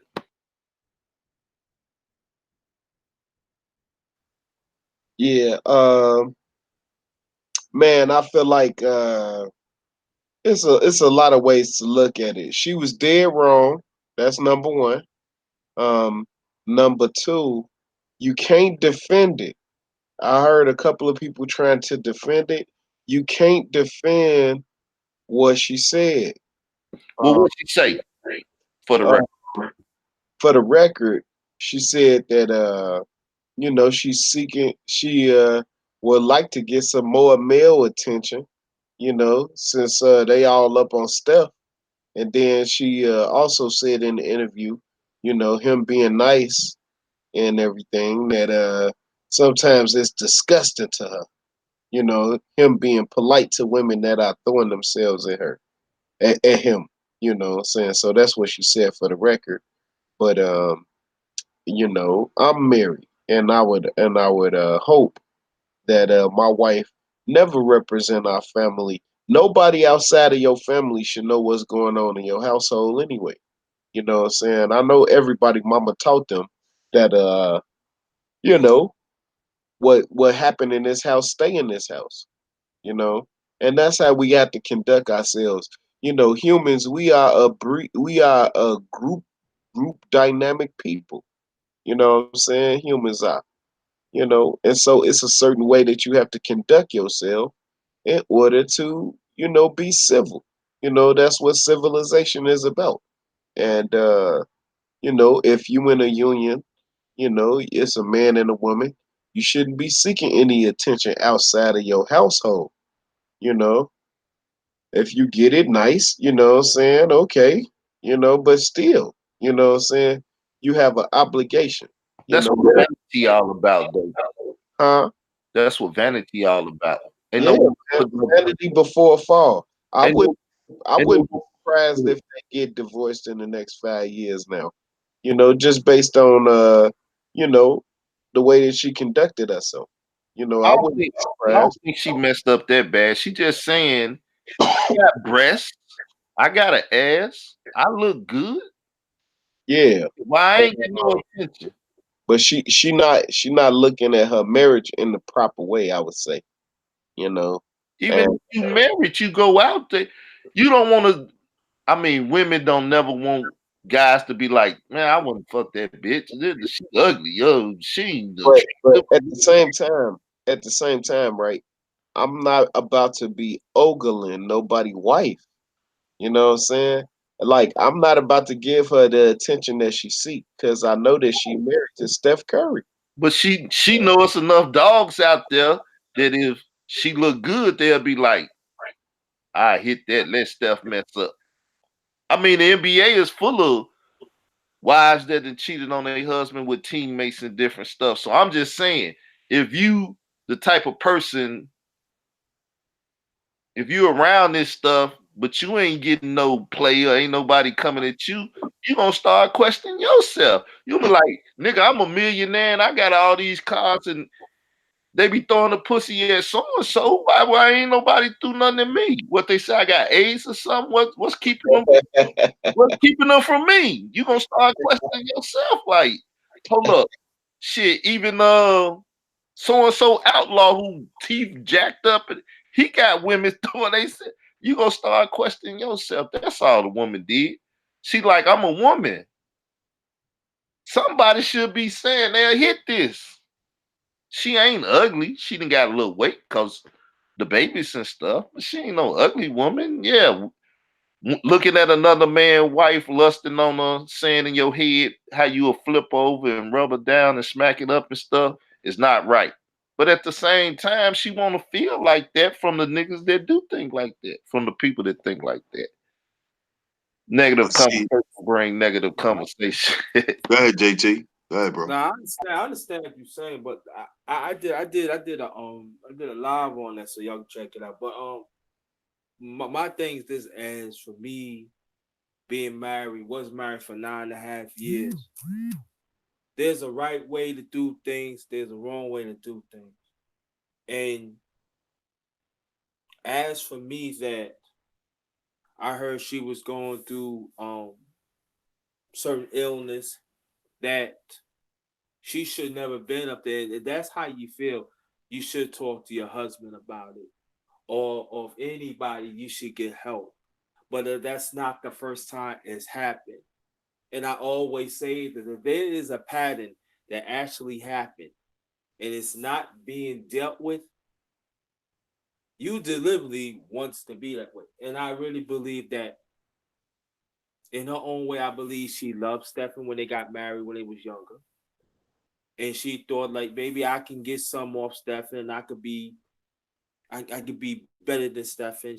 And then but I feel that when Stephen Curry stopped became good and he became great, one of the top players in the world, she's looking at that as, well, what happened to me?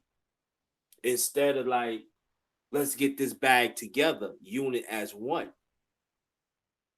And I feel that of that part of our community, we have to look at that. And I know he played like damage control, rightfully so, because that's his wife. And so, but the question is that when the next episode's going to happen? It's not we picking on her, but when is the next episode's going to happen? And then he have to go up there. And so at the same time, now it starts going to be trickling down to the family. And I know that some of us do not want to think about it, but we better think about it because the kids start getting older, and then they're gonna see certain things happen. So what part of the conversation is this though? Getting the bag together. Huh? What part of the conversation is this? She said she want to get a bag with him. She want to get a bag by herself. Well, it was some conversation in the past that she was like she felt she was not taken seriously. So that's why at the time that's what Stephen, he bought a restaurant in San Francisco, and then also she had other endeavors because she felt that she was not getting enough. That's what like some people were saying. So my thing is that if it's just keep on happening, it's going to trickle down with the family, and it's going to be worse. And then the kids had to deal with it. Oh, I ain't hear all that. I just heard her say male attention. I'm not understanding the other part of it because I didn't watch the show. So Jayla was talking to her and asking her some questions, and male attention came up, and what else came up? I'm kind of in the dark.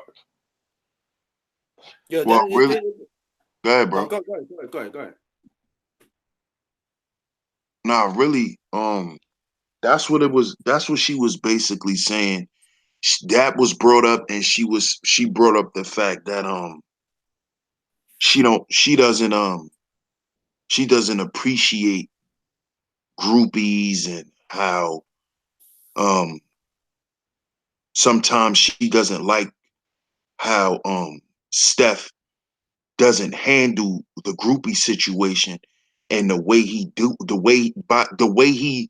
decides to do it is disgusting to her. Those was her exact words about her husband. And she said this on national TV. So it's more than just about her being validated by other men.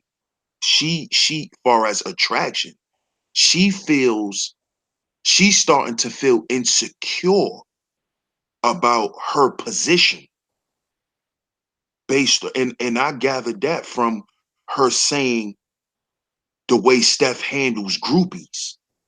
Like, why are you concerned with the way he handles groupies?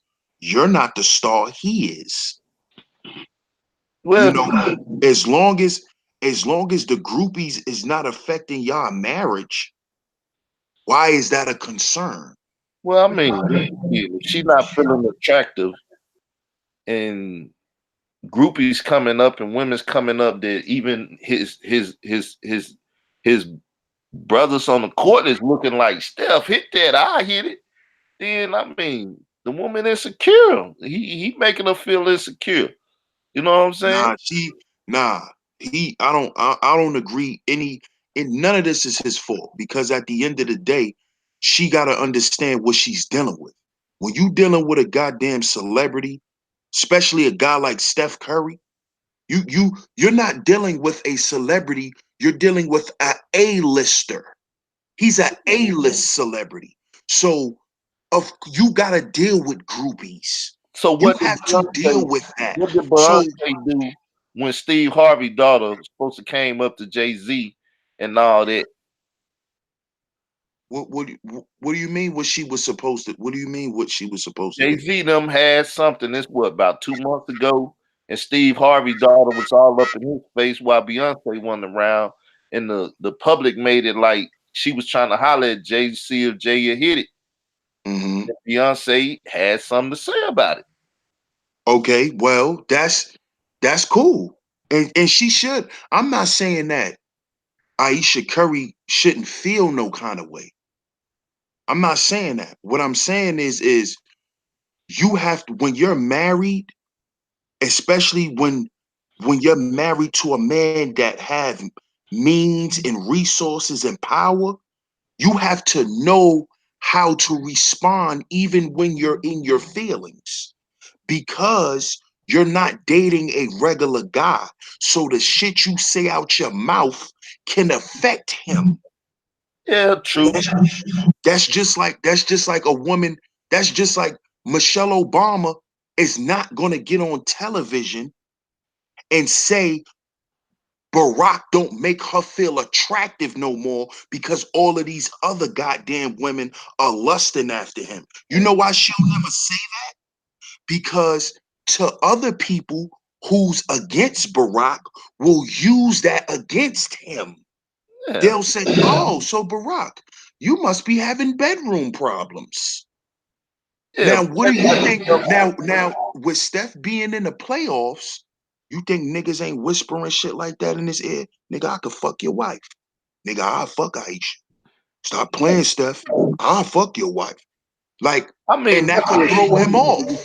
that's what niggas do. But at the same time, if your wife feel like you ain't checking in groupies, you might say she don't need to say it in the public. But if somebody asks her and she truthfully honest, you know, Barack a different story, Michelle a different story. They like, that whole president thing is a whole nother level. I mean, Right. It politics is. It of it is is. whole, but Man, she's but there. Michelle Obama, Let me just say this. trying to be as respectful as I can, is a very desirable woman. Who? Michelle Obama is a very, if you've ever seen her in person, oh, you would be if you didn't know that she She was look the like she first got the lady. curvature and stuff, but Oh yes, sir. she Oh yes, sir. she got some age on her too with this. Yeah, I can't. Look, when she was doing her book tour, you know what I'm saying? She took some pictures with some girls from my school, and some of my students was able to go and meet her. The Secret Service wouldn't even let us get close. You know what I'm saying? But man, Joe, I mean, she's a beautiful woman, you know what I'm saying?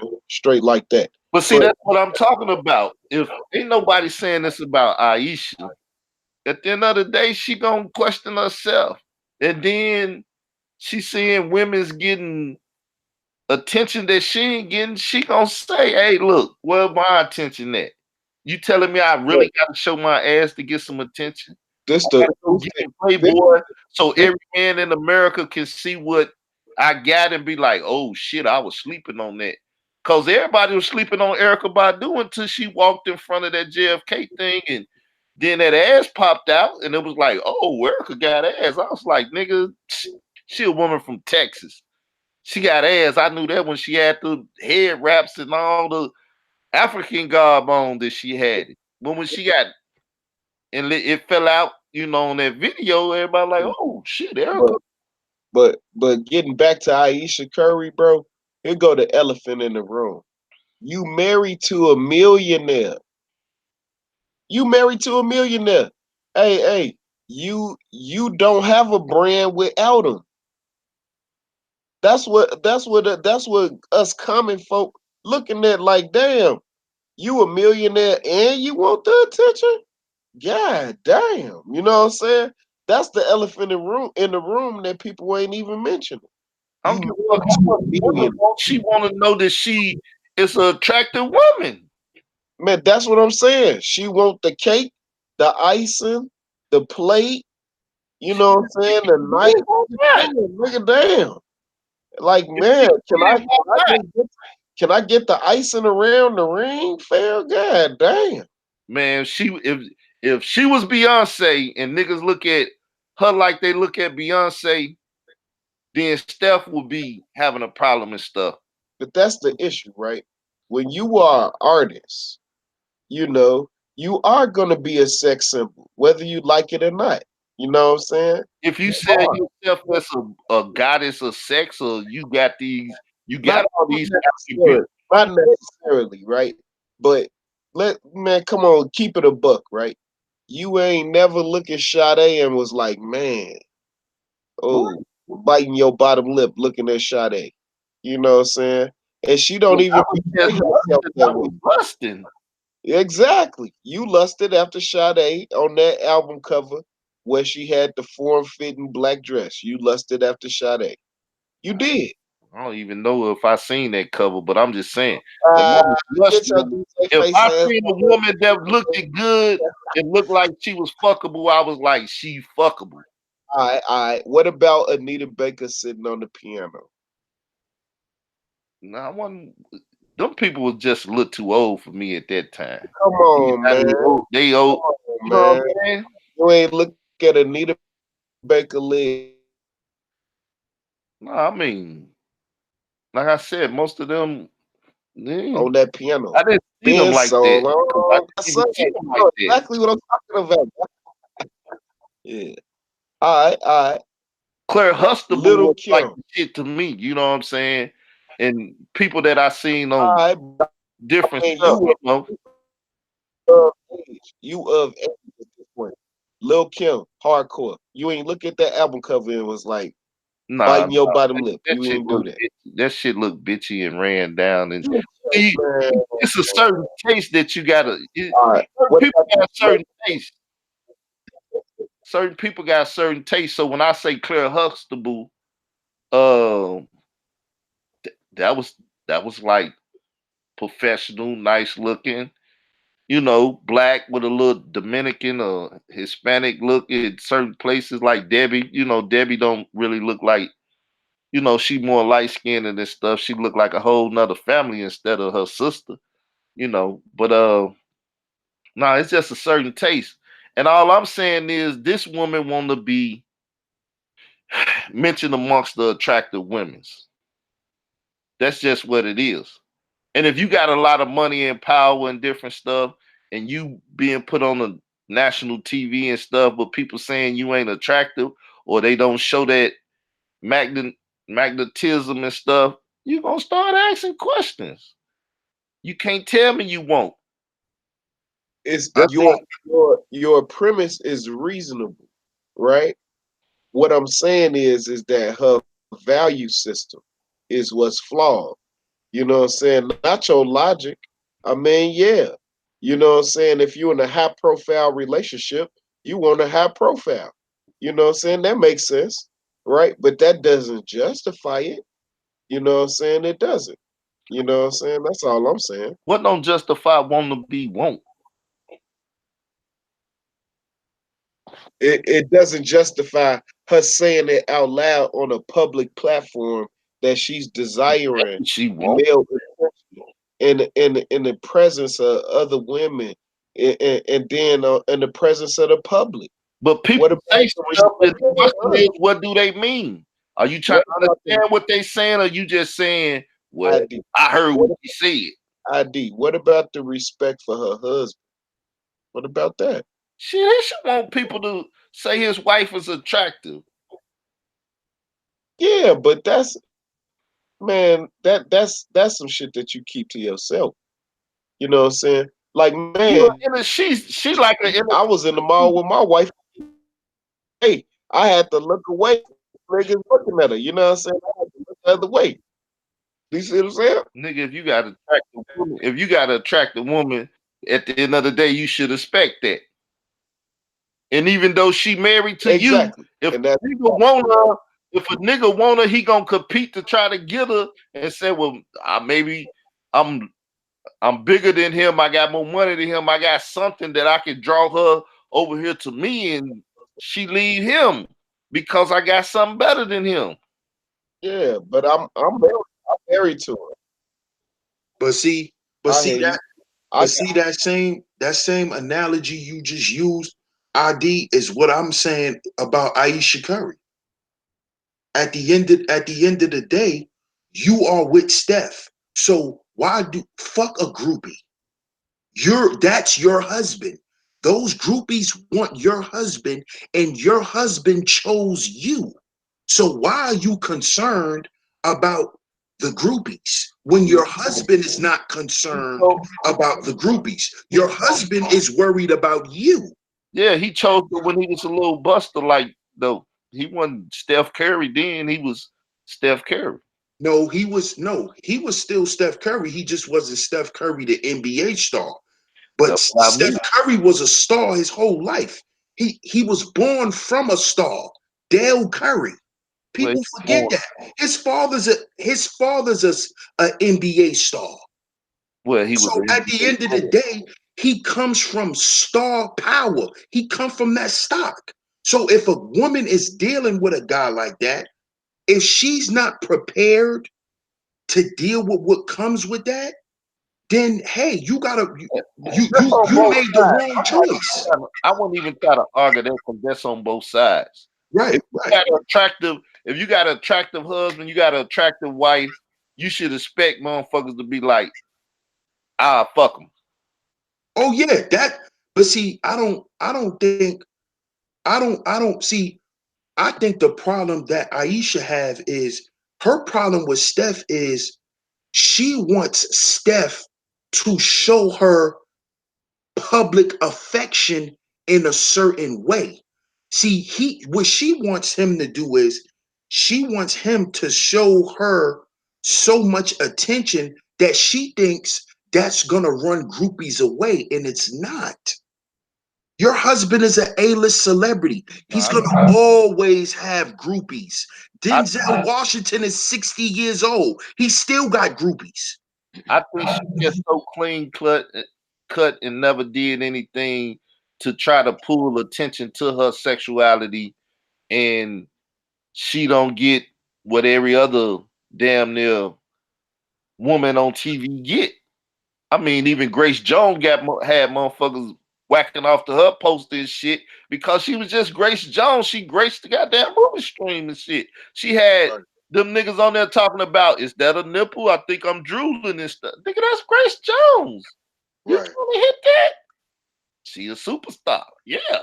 That's what they was thinking. They made her sexual and this and that.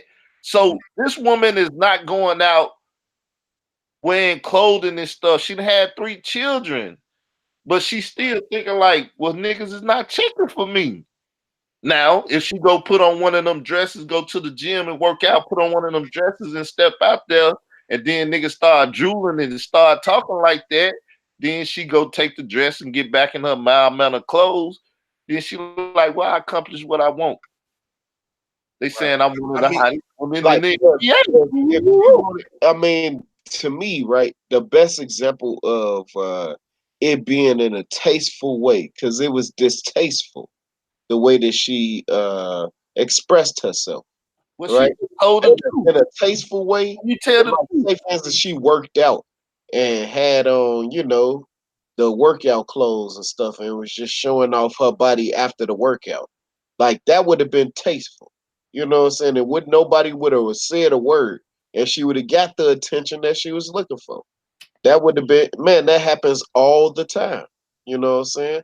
That Well, would have been tasteful. It was distasteful the way she did it. they got 2 blues songs that I'm gonna quote. It's cheaper to keep her. And then when say I got a new attitude, new way of wearing my hair, smile on my face, and you didn't put it there. And Steph don't want that. So step your game up. She said it in the public, everybody know. Hey, what you gonna do? That's true, but I would say this. She said it now, and these men out here gonna be lining up, and trust me, they gonna come after her. And what and then what's she gonna do then? You say you want this is what I feel, Aisha. You say you want more male attention. There it is, because they gonna come. And how she gonna deal with it then? Yeah, they not coming still. Ain't too many people looking and saying they want to hit that. Obviously, she a certain height. And like I said, she done put on some weight since she done had the babies and stuff. She ain't got that sex appeal. That's the biggest problem. And she ain't selling the sex appeal. So it's not gonna happen unless you sell the sex appeal. Any of us, I don't care who you are. Look, if a woman start getting naked and she got a nice body and stuff, your attitude gonna be like, I can hit that or this and that. You're gonna start feeling a rise in your manhood and stuff. She just ain't got that about her. So ain't nobody finna just run and do that. That's why she got an issue like that.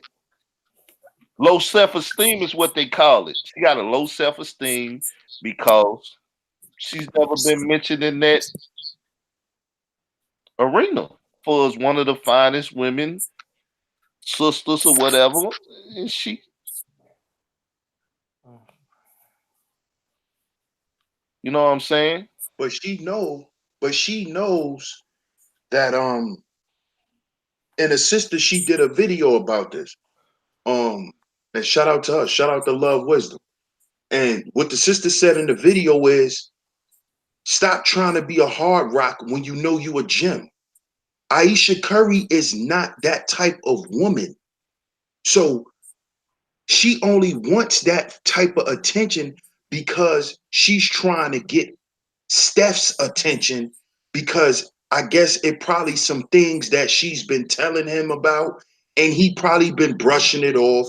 He probably haven't gotten to it, or he probably just not addressing it in the way she wants. So this is her way of being vindictive and trying to hurt him in the public, because this is how she know she can hurt her husband and embarrass him in front of everybody, because he's not giving her what she wants. Somebody should have another problem. She just had a baby. Maybe she having what's that shit when women have babies? Postpartum. She might be having a lot of stuff going on with her, but one of the things is she don't feel attractive.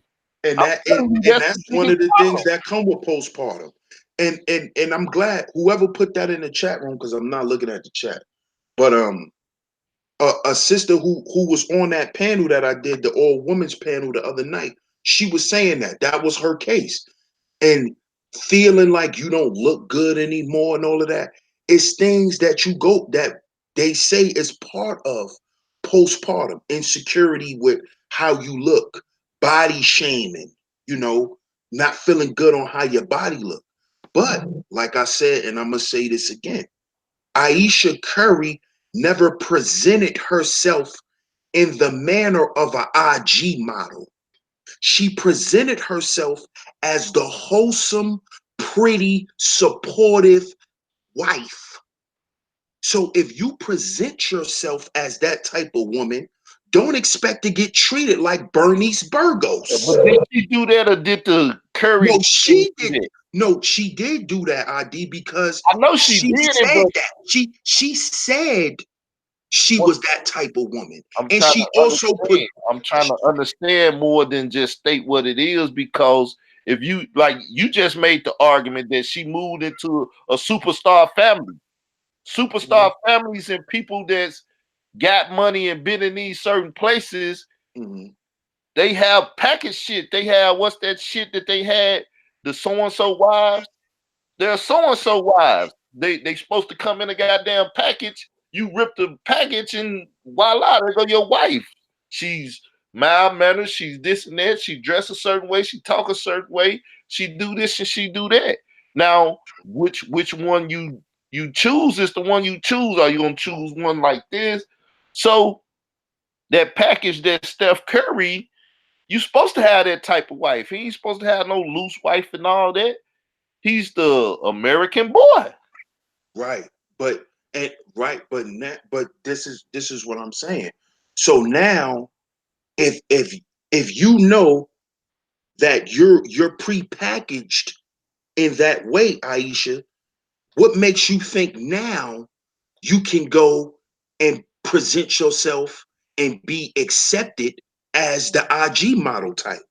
It's the Truman Show. She went fucking crazy for a second. It went, like we said, program. Shit, sometimes you be like, fuck it, I'm getting off program, but whether on program or Mm, off program, on good point. program or off program, she just made a lot of motherfuckers some money because they got some shit to talk about.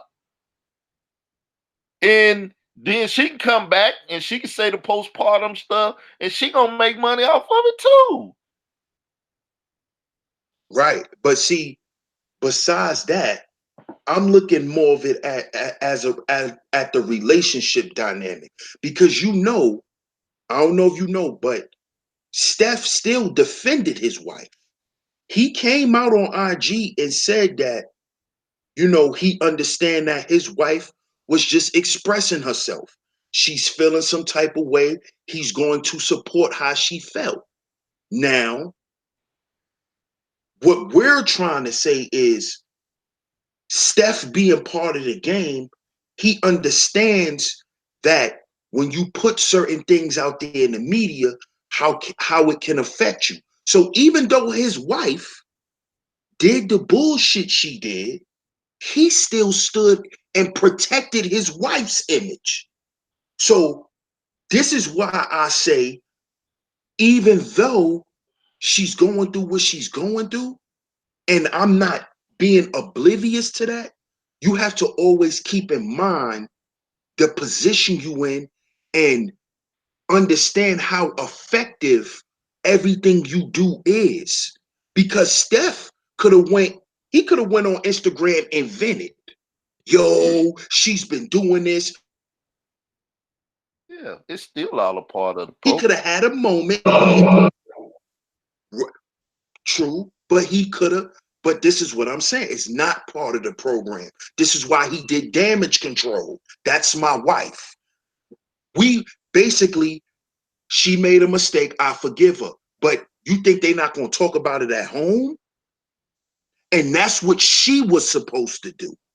You weren't supposed to get up there and get off code. She was off code. Steph still stuck to the code. He still stood and protected his wife's image. He's supposed to do that because that's his wife. When you go to certain TV programs and you interviewed by certain people, Mhm. that's a code in itself. Facts. And people was making that point too. They were saying that she shouldn't have took the interview. But my point is she had the choice to decline it. She took it because I feel like she wanted to get up there and say that shit. And to me, that's being vindictive. Why are you being vindictive to Take your it to husband? him better or worse. They married, so shit they won. They gonna take the hit together. If it fuck up their finances or whatever. But at the end of the day, I think it's all because of just basic female shit. Insecurity. She felt like she wasn't attractive and she let it be known in the way she did. And you got to understand what she was saying and why she did it. I don't think she was trying to hurt Steph. I don't think she was trying to do that. But a question was asked and she started talking about the reality of the situation. And the situation is shit, I'm not feeling attractive. I'm not this and that. And I got these babies and this nigga be on the road. I'm trying to support and shit. Ah, damn, she vented. Right. And you know what? That's exactly why I did the women's panel, because I wanted to hear it from their perspective. Because right now, the reason why we keep pointing back to Steph, because we men. So we looking at it like, well, this woman dishonored her husband. It's because we men. That's exactly why I did that panel, ID. That's exactly why. Because I wanted to hear the feminine aspect of that. Y'all men, look, I spend my time, most of my time, like people be like, you always on the internet. No, on Friday, Saturday, and sometime Thursday, Friday, and Saturday. I'm in a beauty salon around women all day. So I know the women perspective on a lot of stuff. And I'm telling you, when a woman don't feel attractive, that's a big problem. That's a big problem. You Right. know, whether she married or not married, that's a big problem because women want sex just as much as us. They buy the tours and stuff. They More, want yeah, more. they all of that stuff. They could be heavy set and trying to put on stilettos and shit. You like you gonna tip over like a goddamn cow. You ain't gonna be able to get up. What the fuck? But they like, nigga, I'm finna go out here and compete, and I got a job allow me to buy certain stuff or do certain stuff. I'm finna go get some lipo and do all that, get my stomach shortened. I'm gonna buy me some ass and tits and stuff. If I ain't got that, I'm gonna get my weed. Boy, they spend money to look good. The motherfucker tell them they don't look good, nigga. That's a problem.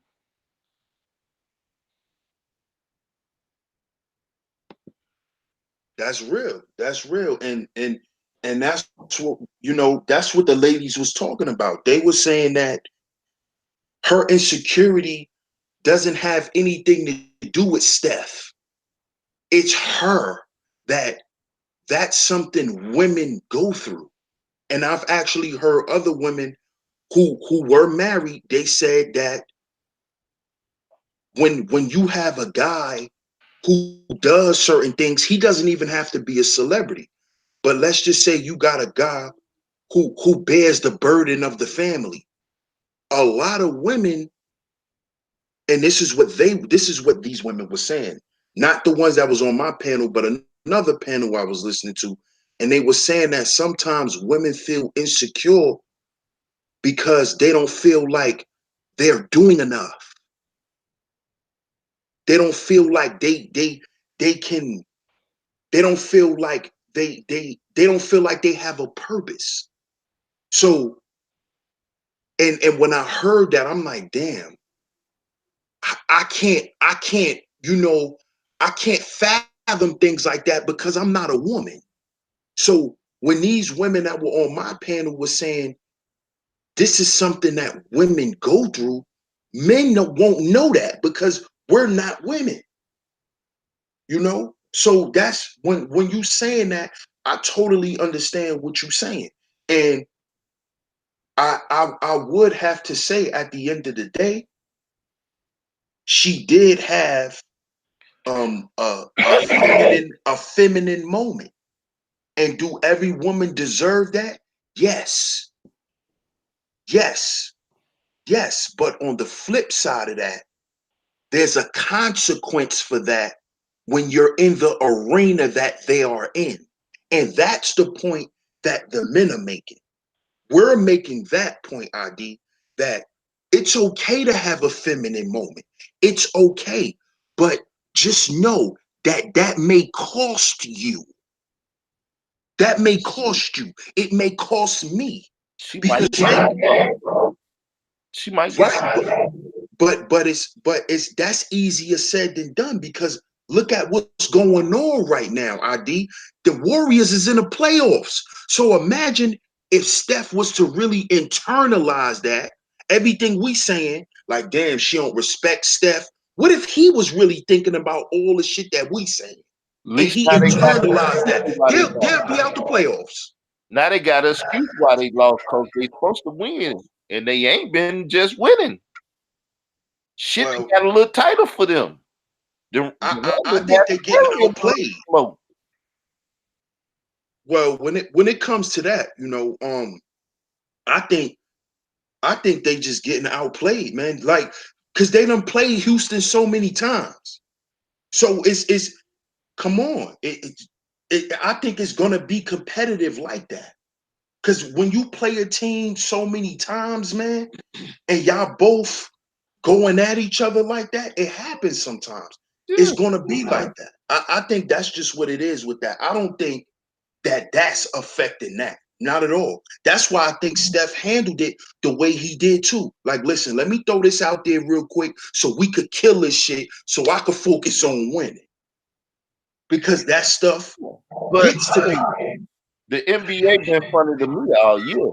LeBron not making it to the playoffs. You supposed to make that happen. Now all them injuries and shit. Was he injured? I don't think so. I think they said we ain't gonna make the playoffs. LeBron, you rest your ass. We're gonna try to get some of these free agents next year, and we're gonna try to make a run. I said at the beginning of the year they should have had Kobe for a 2 guard, bring that nigga out of retirement. He could have did I mean, shit. Look how he shot. That nigga was just tired because they missed the playoffs how many years? 6 in a row now, some shit. 5, 4, something like that. So the NBA is full of bullshit, just like the NFL. When you watch the Super Bowl, they pushing niggas in for fucking touchdowns and shit. This shit is not even reality TV no more. This shit is already calculated and shit. So at the end of the day, the Warriors and the Rockets, they trying to make that a rival. If Durant leave next year, go to New York or LA or whatever, they still gonna be like, well, now the Rockets got a chance to beat them without Durant, this and that, and they still gonna sell that series and sell tickets and shit because now you got a rivalry going on in the NBA that really you never had going on for a while after people stop punching the shit out of people and midair knocking them out in midair and stuff. The NBA ain't got that type of rivalries no more, but they trying to make this a rivalry. So it's all gonna sell and it's all gonna produce what they want in the end anyway. So it's all what we doing is showing how big this shit is or how big they thought it would be by steady talking about it and dealing with the when it ain't that much. But if, like we said, she just had a woman moment. She didn't feel attractive. How long that's been going on, how detrimental that is to their marriage or whatever, she ain't feel attractive. That's the simplicity of it all.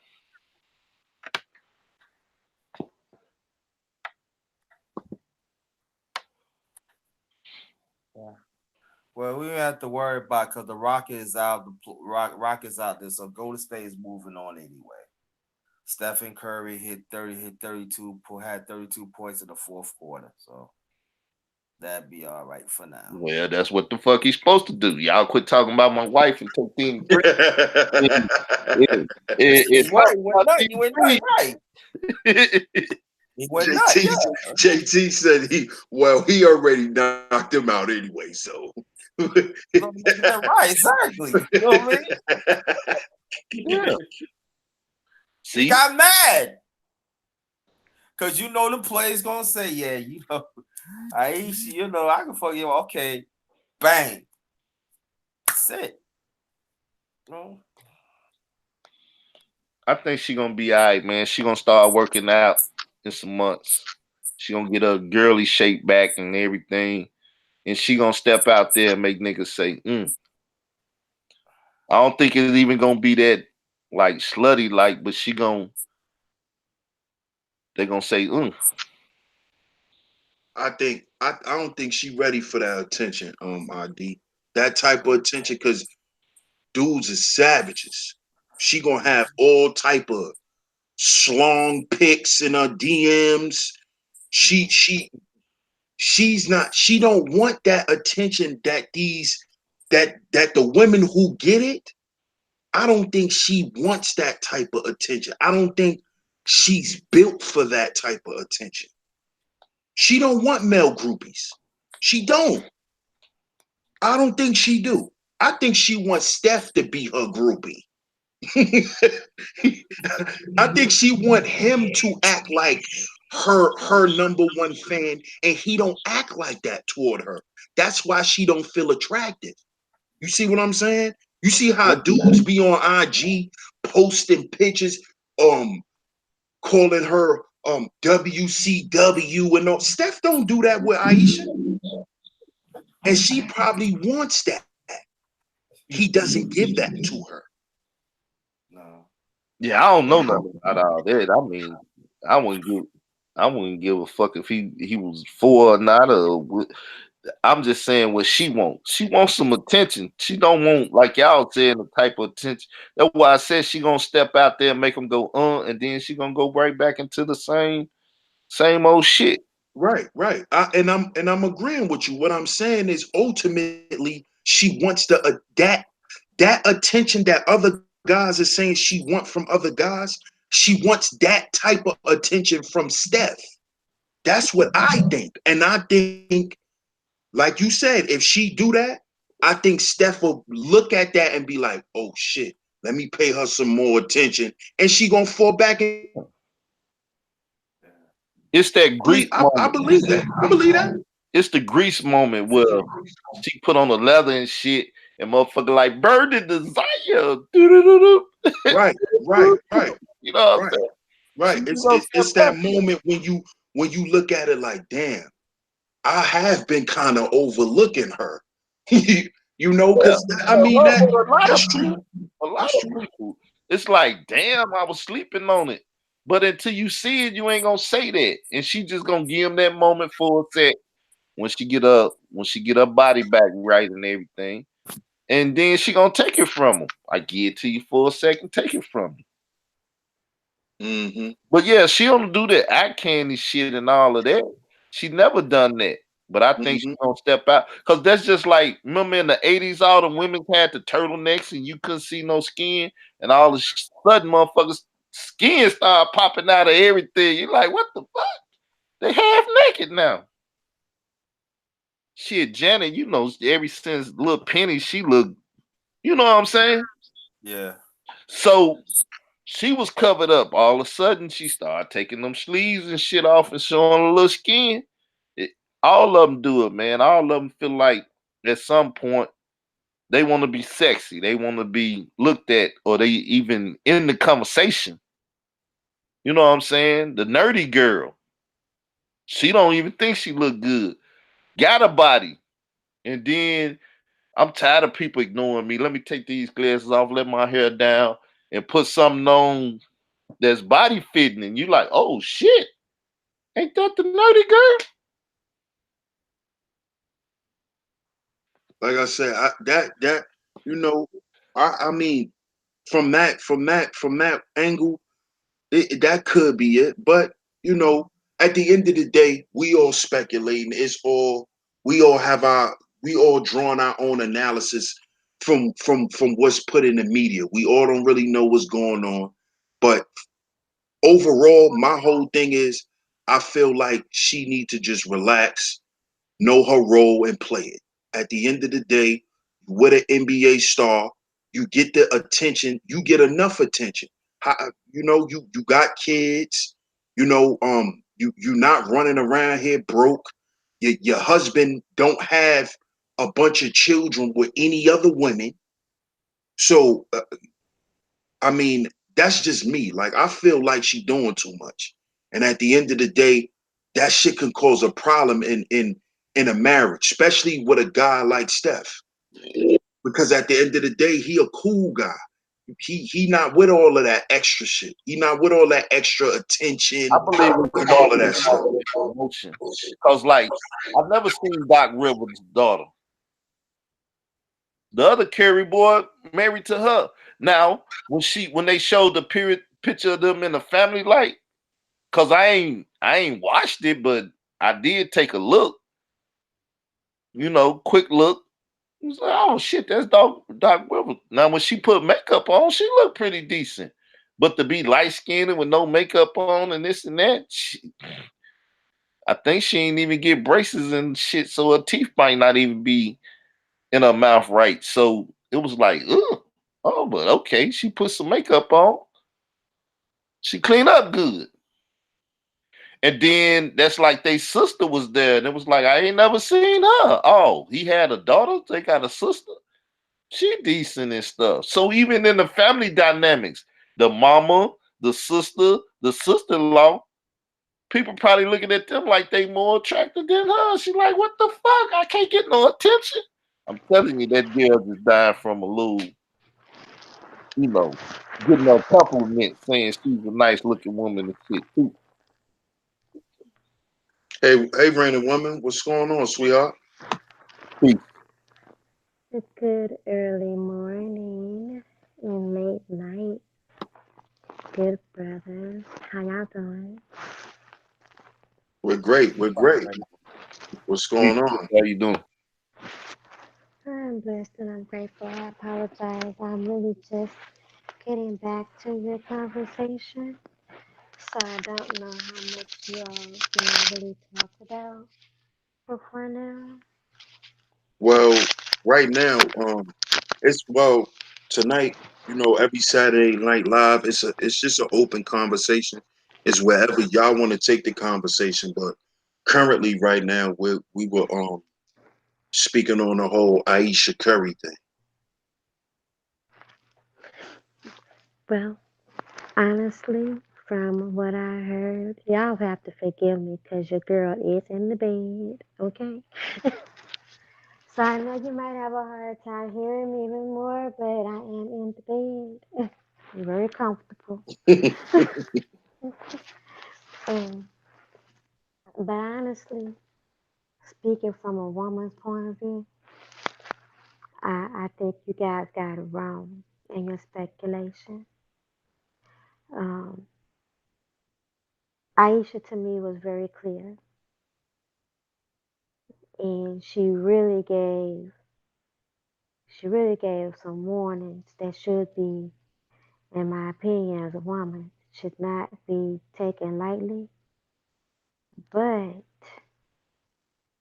what Steph Curry did was he made her right with his statement and his support. So he actually is now enabling what I would consider as a woman, what I would consider as negative behavior. He has now become an enabler. That might bite him in the ass in the long run. In the long run. But in the short run, it's a quick fix. Let me tell you guys something. Take it from a woman, right? What Aisha was talking about, Aisha wants single woman problems. That didn't come from out of nowhere. This woman said 10 years. 10 years. This been going on for her. When a woman can tell you about anything going on, that's a problem. And date it back. If your ears don't perk up and you don't stop what you're doing and try to put something, try to get a full understanding, at that point, something wrong with you, brothers. Something wrong with you. Take it from a woman. Something wrong with you. Now I here's the agree. thing. Now here's the thing, right? Check this out. Two, when you're in a time where women feel like they don't, especially black women's complaints. Brothers don't do this, brothers don't do that. Brothers don't do this, brothers don't have that. And she got a brother that's doing and has everything that everybody else complaining about.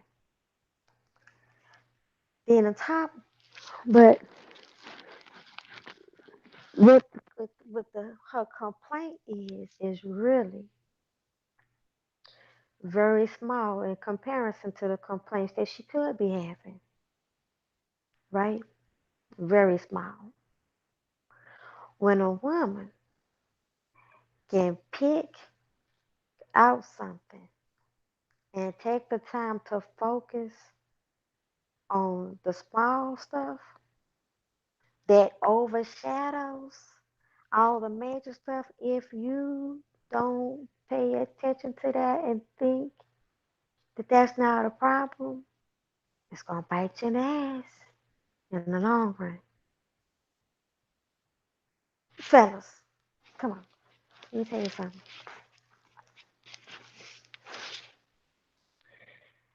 Your woman is supposed to be your biggest cheerleader no matter what. No matter what. When there's something going on that I can't really cheer for you the way I want to be cheering for you, I need to be cheering for you, it's not supposed to be the world. It's not supposed to be the world business. When, especially if we can make the problem go away with a little money. And they got a little money to make her problems go away. But she still dated it back to 10 years. Now, fellas, Let's take a look at what else we got here. Besides what Steph Curry brings to the table, let's take a look about what she has. She has a restaurant, right? That she wouldn't have if it wasn't for Steph Curry. Am I right? Now, if at any point I'm wrong with my information, y'all let me know because I don't watch TV. I didn't even know what she was until this came up. You're absolutely right with that one. Yeah. I Yeah, mean, I had heard Steph Curry's name. I wouldn't have been able to pick him out nowhere. I had only heard his name, so I didn't know who in the hell Aisha Curry was until this came out. So she got a restaurant that she wouldn't have without him, but he supports it.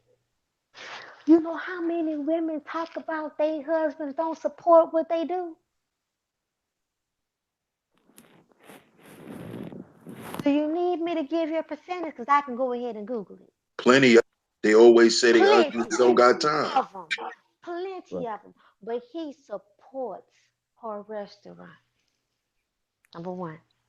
That she wouldn't have if it wasn't for him. Number one. Number two, she got a cooking show. A cook. Mm. She on TV, Right. right? And he supports it. Y'all, I went and looked at some footage. He still look at her the same way he did when he married her. Steph Curry is still in love with her. He don't see what other folks get to pick out and say, which, by the way, from what it looked like, brothers weren't even talking about if she picking up no weight or anything like that because they were so in awe of the image that she was presenting. It wasn't until she came out of bed, this damn people, like, oh, she got a pie face. Oh, she getting kind of round. Oh, she done gained some weight. Before that, it looked like brothers didn't care because she was taking care of their men, is what it looked like. Am I right? Now, if I'm wrong, at any point I'm wrong, y'all say I ain't a woman. Y'all call me back, and I'll scale back. Am I wrong? Everything you said so far was Right. correct. All right. Correct. Yeah. So, okay, so check this out. So, if your husband is still looking at you the way that he did when y'all first got married, 3 babies later, and he got women that'll throw their panties at him, which he's supposed to have women throwing his panties at him because that's what bitches do. But he still look at you like we teenagers, and you able to count back 10 years in your marriage from when you was in school and stuff, and say you ain't getting male attention. She wants single woman problems. Now, let me tell you what did it for me with her. That made all that very clear for me. She said, it makes me insecure because I don't get any male attention. She didn't say it makes me insecure because I don't get my husband's attention. She's not 15 years old, she's 30. Oh, she is very clear. Now, see, here's the thing. She haven't had an opportunity to get on a dick carousel, but B, you don't want to get on a dick carousel because see here's what she has ruined, y'all. How many of you, no, I'm not gonna say you. I'm gonna bring it up to the white people.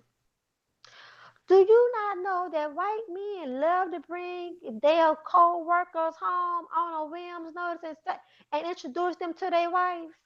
And their wife got food and stuff ready at a whim's notice, even if somebody else brought it. They love it. They love for other men to see their women in action like that. Steph Curry better not bring none of them ball players home because Aisha's gonna eat up attention. She gonna eat it up because she asked for it. It ain't Steph's attention that she's missing. She don't honor him, y'all. Let me tell you something. When Mm. you doing everything that you can And then a little bit more, because what he could say and what he should say and what he has a right to say is, you supposed to be at home taking care of these babies and keeping this house clean and making sure that I'm fucked right so that I can get out here on this court. Now, it takes discipline. It takes really discipline to do what they do. Some coaches advise their players not to abstain from sex so they can get out there and be right. But now, if I got you and I got two, you're supposed to make sure my brain is clear. You don't. You're not supposed to. He should have checked her ass and not. We got mental problems. Then we gonna shut the restaurant down, cause you don't need that. That's extra. You stay in red table. No, you go be at the black table on the couch and get therapy until we don't have all these problems. And then you can go at the red table, sit down at the red table, so legs crossed, sit up straight, look good, talk sweet, and be perfect at the red. Cause you got enough money to do that. Everybody's supposed to be jealous of you and want your position. Not you won't reign in woman position. Are you fucking serious? Bitch, go sit your ass down. He should, excuse my language, but don't excuse it. He should come out the box. Aisha Curry, little woman, big woman, whatever woman you want to be right now. If you don't go sit your ass down, so I wish the hell you would go sit at another table, red table, round table, brown table, and say anything else like that, and you're gonna be at the table alone, getting all the attention that you're gonna need. Cause everything that I made, I'm about to make it over again anyway, so we can sign papers, boo. Cause she is expendable. He can get another Aisha. She cannot get another Steph Curry. Anytime, brothers, anytime. Let me tell you something. GS1, Brother Rob, and the other men on I'm sorry, I don't know your name at the moment. I apologize. But anytime you don't feel like you not expendable, you don't respect yourself as the head of the house and you don't deserve that position. She is supposed to be expendable. Groupies mean I can get another one of you any time of the day. And if she's not the way I want her to be, I can put some money together and make her what I need her to be. So you are expendable. I am the prize. Brothers, DS1, you the prize, boo. You are the prize. Brother Rob, you are the prize. Don't ever let a woman make it. That is part of the problem with the so-called community. Now y'all ought to know I don't believe in this community anyway. My community is my community, okay? But that's why. And then he enabled it, brothers. I don't give the only pass I'm giving Aisha as a woman on this. The only pass I'm gonna give her is that her husband enabled her. So it ain't my problem at all.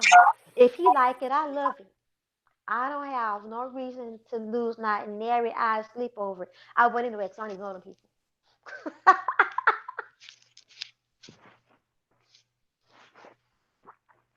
Man, I loved your analysis, Raina Woman. And I wish you was able to be on a woman's panel that night. But I totally agree. I really do. I totally agree. You know, and I'm glad you was able to come up here and give your perspective on that. And I feel like that was an explanation that men needed to hear, you know, because you are one of the women that I know and that I share space with here on YouTube that I really appreciate because you really appreciate men. You appreciate the masculine aspect and you really want that to present itself again in men. And I appreciate you for that because um you can be the opposite. You can be the type that say, "Oh well, black men ain't masculine, so we need to date other men because they're more masculine." You could be like that, but you understand what you know what's at hand, and what you're doing is you're telling men like, listen, if you're gonna lead, and at the end of the day, your woman is supposed to follow. And I appreciate you for that. I appreciate you for that. And everything you said, like I said, I agree with, because I feel like Aisha Curry is out of line. I feel like at the end of the day, this is her way of this is another form, um this is another tactic she used to try to control Steph. Because because I think she is the control force in the relationship, and she wants that full control over Steph, because Steph is a celebrity and he has that type of power. So she wants to make him feel small when he's around her. Like like nigga, you can't be on the top of the world around me. Right. I'm on the top of the world, Right. not Either you. small or equivalent to. Your woman is not supposed to compete with you, not never. Not never. And especially when it comes to groupies, like things like groupies. Come. Now listen. Let me tell you why I say she don't honor him. Because men have enough respect for her husband and what has been represented, that they're not being disrespectful about how they look at her or what they might would say to her. Because come on, I think we can agree that if somebody just wanted, if she just wanted to know if she still had it, she could get somebody to hit it. That dick is around. So dick is around, accessible and available for Aisha Curry. I wouldn't care if the men was like, well, she pie face, she got dick, she ain't like she used to be. They would still hit it. Aisha, she's not a woman could be mud duck ugly, covered in trash, and have a little shit trails, and somebody would still hit it. So I'm telling you, I know Aisha Curry can still get it. Yeah, I don't think that's the problem. That yeah, any Exactly. dog would hit It, it you if know what I'm you saying? presented it to Exactly. him. Exactly. I think So amongst even just his family, because his mother is slim, tall. right. It have a lot of stuff to do with all of them light skinned. So that's not one of them dark light or what. She just Right. she Some men in a being competitive they have been mode. she in competitive mode, and what, and you don't want them problems, you don't need them.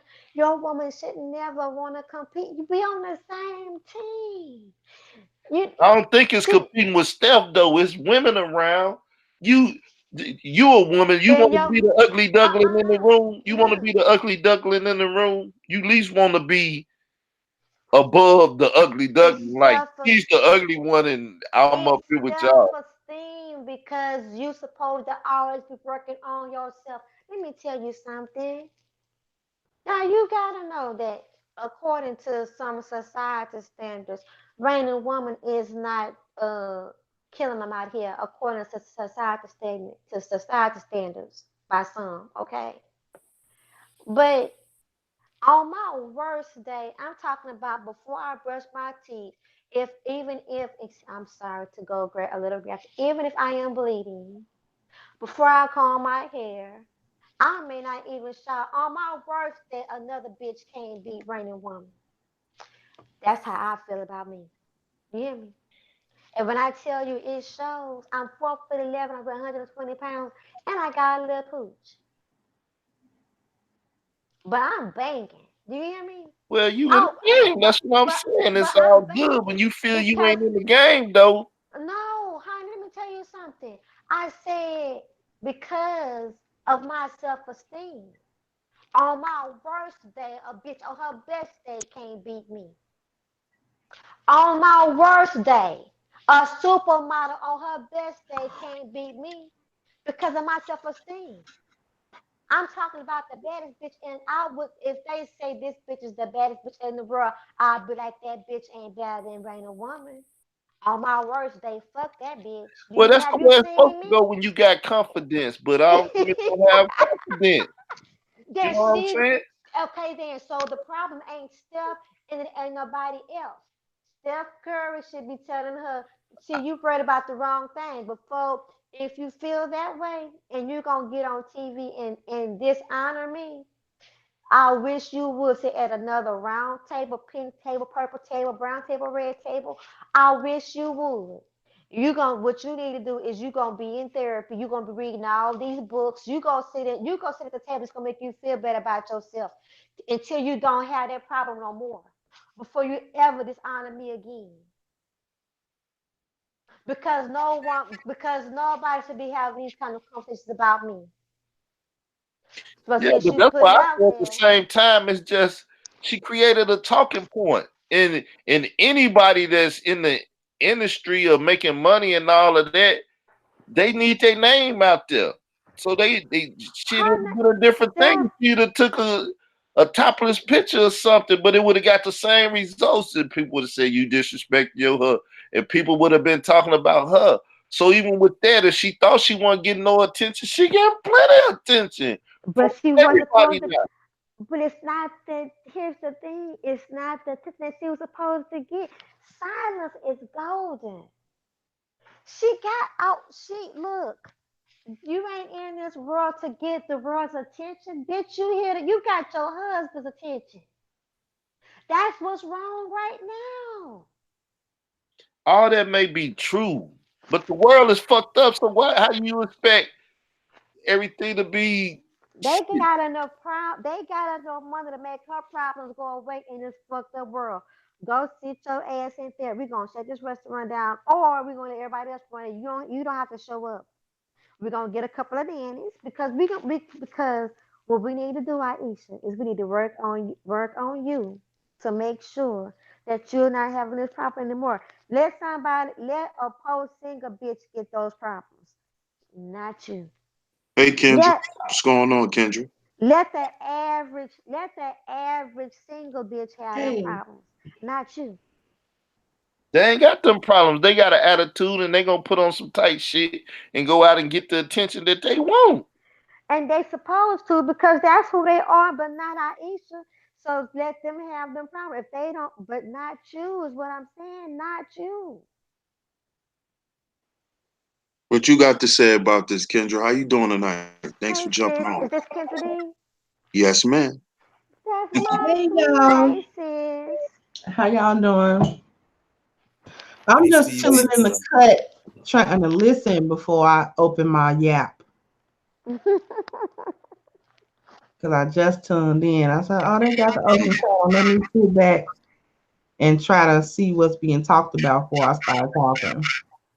Okay. Well, ultimately, if I was to try to wrap it up, basically what we're saying is she's somebody's mother and she needed to display some discretion and she shouldn't have never said anything about wanting some other man's attention simply because of her commitment to her husband. You know what I'm saying? And we kind of went off on the deep end, but ultimately, that's what this panel was saying. I think the ultimate thing though is a woman felt unattractive, and she said, "I want more attention from people, males in general, to put me out there as somebody that's attractive because I'm feeling unattractive and no one is trying to say I'm attractive." That I think that's what it all boiled down to. And what I said, sis, to sum up what I said was, um, She don't need extra male attention when her husband looking at her like he did before they even had babies, because he does. She has all the support. He gives her full support. He tries to put her out there, from what I can see. And on top of that, that's not a relationship. Is he enabled her because he supported the statement. So with that being said, I don't have nothing to do with it, but I would not advise any woman to do what she did and act like she acted and go out there trying to get or even requesting other male attention when your husband is not neglecting you. And we can make that go away. And if it's a self-esteem issue, we're going to close down the restaurant because that's extra. We don't need that.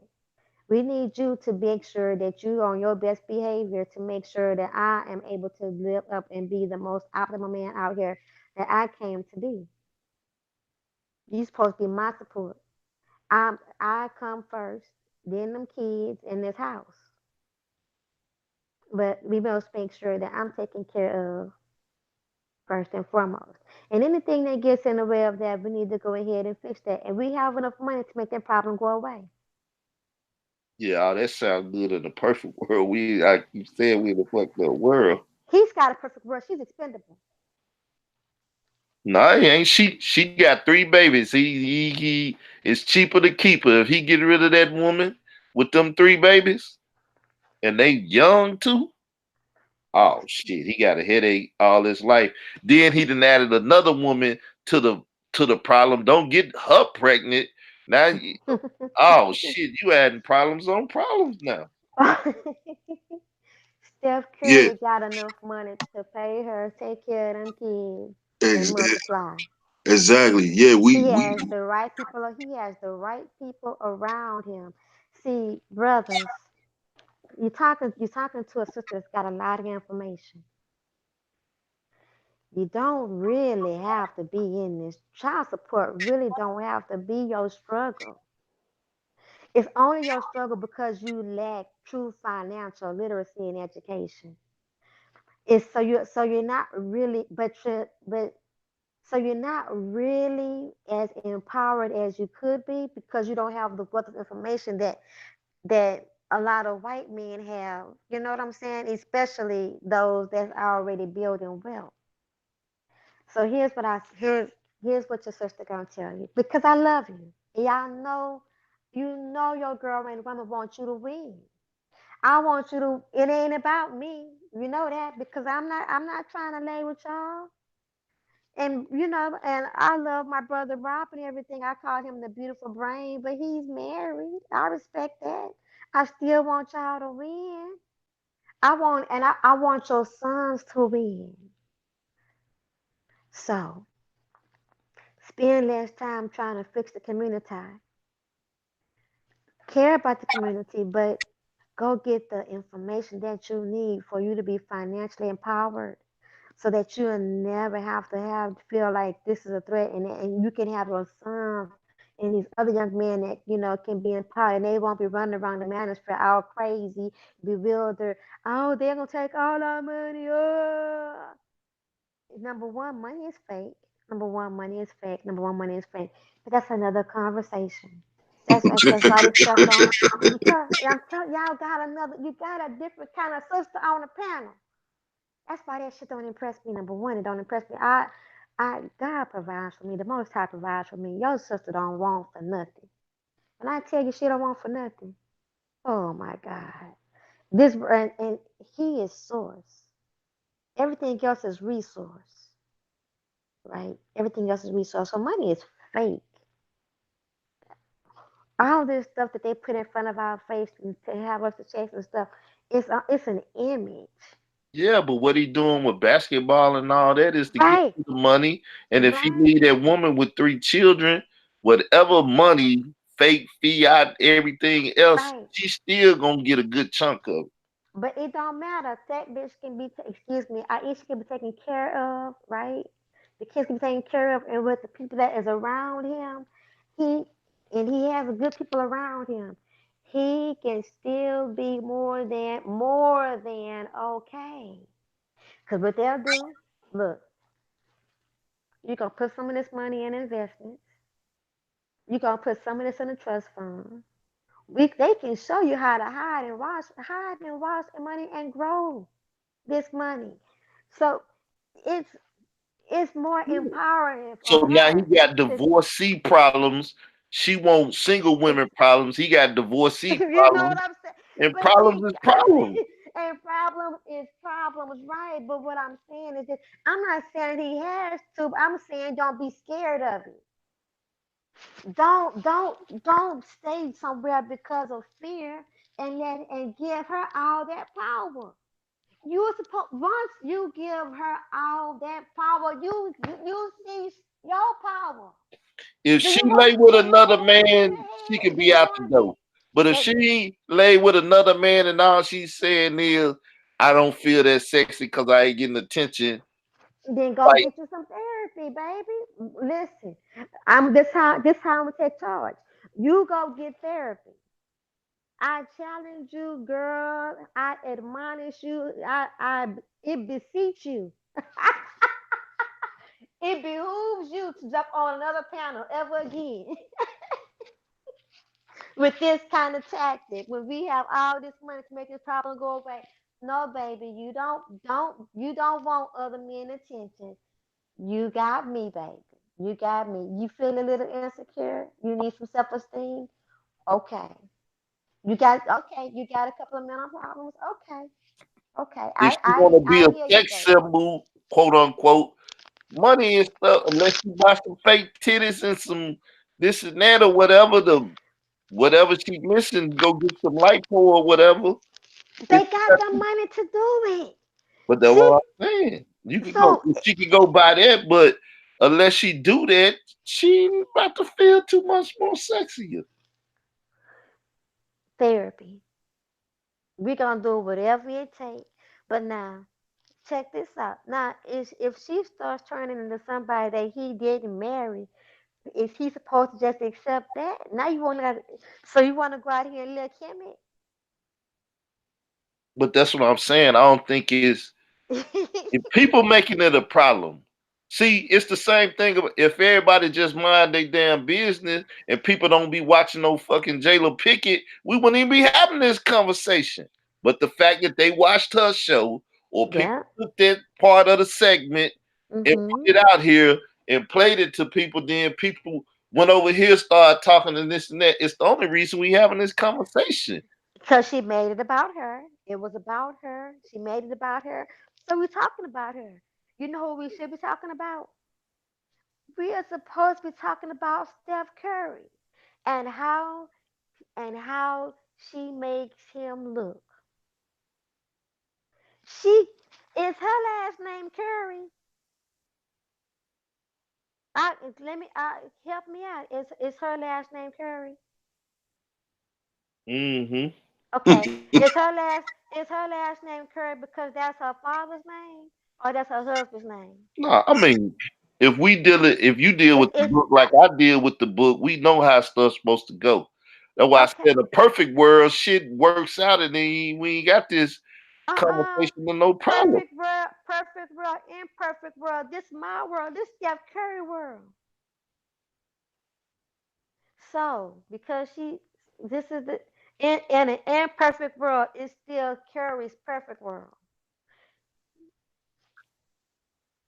Indeed. And I was gonna say that yeah, we don't live in a perfect world, but she's in the perfect circumstance as a woman, especially as a Mm-hmm. black woman in today's time. Most All black women this, today does not is not awarded the opportunities that she has. So yeah, we live in a jacked up world, And so but she's still her saying but her everything ain't enough. experiences isn't. Her experiences isn't. Right. Well, I'm gonna say So for the she's saying it's past not 10 enough. years it hasn't. Exactly. So she's saying so what she's saying is it's not enough. Now, Yep. now, my brothers, my brothers. Kendra D, my sister. Are you on the panel still, Kendra? Is she still on the Yeah, I'm panel? still here. Okay. Kendra shared part of her story today, and it brought her to tears.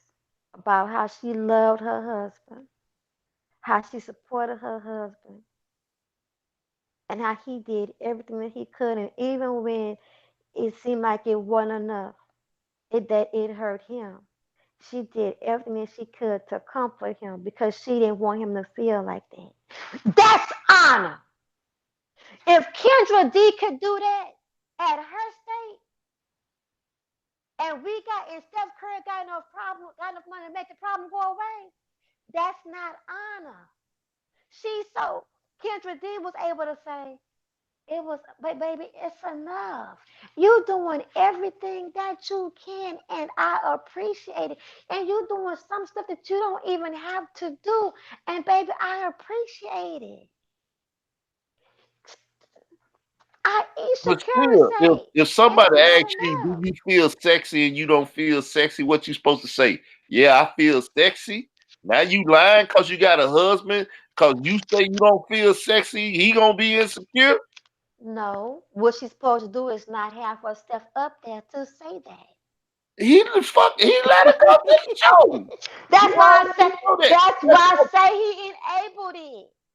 So since Right, he but I'm just enabled saying, you it, go to Howard Stern, you know it's some certain stuff. You go to shows where they got topless women and different. You know it's a skanky ass show. It's gonna get ratchet. so he enabled it. And since he enabled it, and if he like it, I love it. Since he enabled it, but he's It's not not here about the the head. divorce. That I'm what not saying happened ain't even really worth talking about. But we then talk. why we talking about it? Shoot, why we talking about it? We on a Raina, panel and it came up. I talk we about can talk about anything. we can talk about me. So Raina, woman over here in the bed, feeling all super sexy anyway. No, I'm not trying Always. to think or talk about no woman in that bed. I do think I do think people took it out of proportion though, low key. You know what I'm saying? Like people took her statement itself out of proportion, not the fact that she said it. We all know that she put her foot in her mouth for saying it in public, where Watch what everybody could happens. hear her say that. Look. Um, I just don't find fault with the thought itself. And the reason why I don't find fault with the thought itself is because I genuinely don't feel like she was trying to say, I want to screw these other guys. I want to screw a bunch of other guys. I don't want my husband. I want, you know what I'm saying, to be smutted out and thoughted out with these other dudes. I don't know. I I think genuinely don't think she was saying that. I Huh? think she believes she the ugly duckling in the room. All these women, and I'm the last in the competition. That's all I felt. Well, as far as that's concerned, I don't think she thinks she ugly. But we're talking about a chick that's always been fawned over and told she was a pretty girl, and you know, supposedly she's 100 octane now, and she done got fat and had them kids. She hitting the wall. She made 30. She feeling all of that, right? So that's the insecurity. She can cure that with a visit to the gym and stop eating sugars and lower her carb intake. And that's what I said. I think she gonna hit the gym and she gonna say, "Ah, y'all didn't want to pay attention," but she gonna put on a nice dress that's fitting and say, "Look at me now." And people gonna say, "Oh yeah, we was sleeping. I remember before you had them children, you was pretty hot. You know." But I think that's just the competition. That's it. If you in Hollywood, if you around the so-called most beautiful people that's supposed to be on the goddamn planet of America, and you the ugly duck in the room, that's a problem. I think I would have a problem if I was a woman, most definitely. As a man, I'm like, shit, nigga, this my gut, this my whatever. These niggas, I'm like my sister, these niggas ain't got shit on me. They probably ain't gonna do what I'm gonna do in the bedroom anyway. So what the fuck we talking about? That nigga too pretty to do what need to be done. Shit. So How you gonna say he too pretty? That's wrong. Y'all don't know. Steph could be throwing it down. Y'all don't know. No, I'm just saying, not stuff. I'm just saying most guys is too pretty to. Niggas always sleeping on light skinned niggas, huh? Right. Sleeping on these pretty Yeah, light skinned niggas. most of them niggas ain't nothing but missionary niggas. They just Y'all wrong. You probably saw the size of the bag. You never know. He's stupid. Y'all are so wrong over here. But no, what was that movie with the Smollett girl in it? Oh, you talking about One Way? Huh? What's I forget? No, I would say so. When she was cheating on her husband, got AIDS with the dude, and all of that. Addicted. Oh, you talking about that Tyler Perry movie? Yeah, I guess that's the Tyler Perry. Yeah, I mean that was the problem. I tell any man, if you ain't satisfying your wife, if you're not taking care of her like that and making her feel a certain way, she bound to go out on you. One way. You gotta treat the woman a certain way. If she your queen, you gotta treat her like she your queen. You gotta do certain things to make sure she's never insecure about those type of things. But what about? But what if there's? I'm sorry. Yeah, I was just gonna ask, but what if there's certain? This is why I did the woman's point of view panel on this because what if there's some things men can't do? What if it's just a female issue? That's what I was about to say. Like your husband can't cure your insecurities. He can't do it. It's not his job. He don't even understand all the insecurities that a woman can possibly go through or why she goes through them. So it's not Steph Curry's job to fix her insecurities. That is a personal thing that she needs to work on. Her insecurities, I'm telling you, brothers, I'm telling you, as a female, her insecurities will go away if she lose about 30 pounds. It'll go away. Yeah, now he can't do nothing about that. But I'm do nothing about, and that will cure it, though, is what I'm trying to say. That'll cure it, and then more conversation. That's why they created the song. She need her sexy back. She lost her sexy, and then, like I said, her sexy never competed with certain people. So then that's even worse because it's like, even when I get in my top sexy, I'm not even in the top 10, top 20. But see, even that goes back to her because she didn't present her sexy in that way. See, the women that she's saying is groupies and all of that, they present themselves in that manner. She don't present herself as the sexy woman that we can go see on the computer. She presents herself as the sexy mom. You ain't, if a woman look good, she ain't gotta present it. If she got it, she got it. Even if she try to hide it, you like, you a motherfucker lie. You got it. I know you. She got it. She got it. I ain't saying she got it or not. I'm just talking about the sexy and stuff. You know what I'm saying? Like I said, when I first seen Erykah Badu, she was trying to seduce and shit anyway. You know what I'm saying?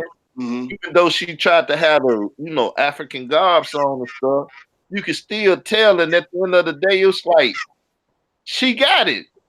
Like I said, when she did the video, when she took her pants off and that ass fell out, then niggas was like, damn.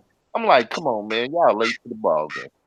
But see, with me, I evaluate sexy in another way. To me, sexy is not just the way you look, meaning your body type. To me, sexy is your attitude. Yeah. So to me, Ayesha Curry was never sexy because she don't have that attitude. Yeah. She doesn't present that attitude out in the public for men to say, damn, she's sexy. And that's to why me, Erykah Badu always exuded sexiness, even when she wore the head wraps. Because it's not just about her body and how she look, it's the way she speak. It's the way she catch eye contact, and it's to me, it's the little things, the way a woman walk, Yeah. just certain things, the way she greet a man, like things like that to I me feel is you, what bro. make I'm a woman another fan. sexy. I understand. I understand. Aisha Curry is none of that, and she'll never be none of that, even when she lose the weight, Well, that's why because you gotta. that's not her personality. But that's Yeah, you gotta. I agree.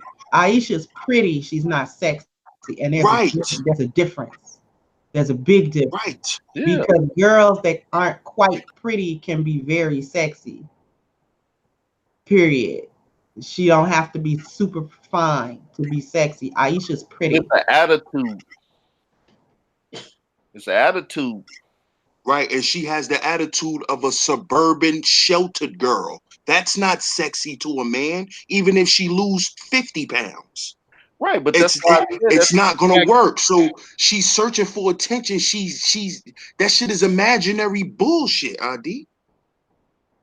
It's imaginary bullshit because she'll never live up to that standard because that's not her. So she's craving for attention that some And she ain't imaginary never bullshit. gonna get That's some anyway. bullshit. Yeah. Right. So what are you trying to live up to something you can't?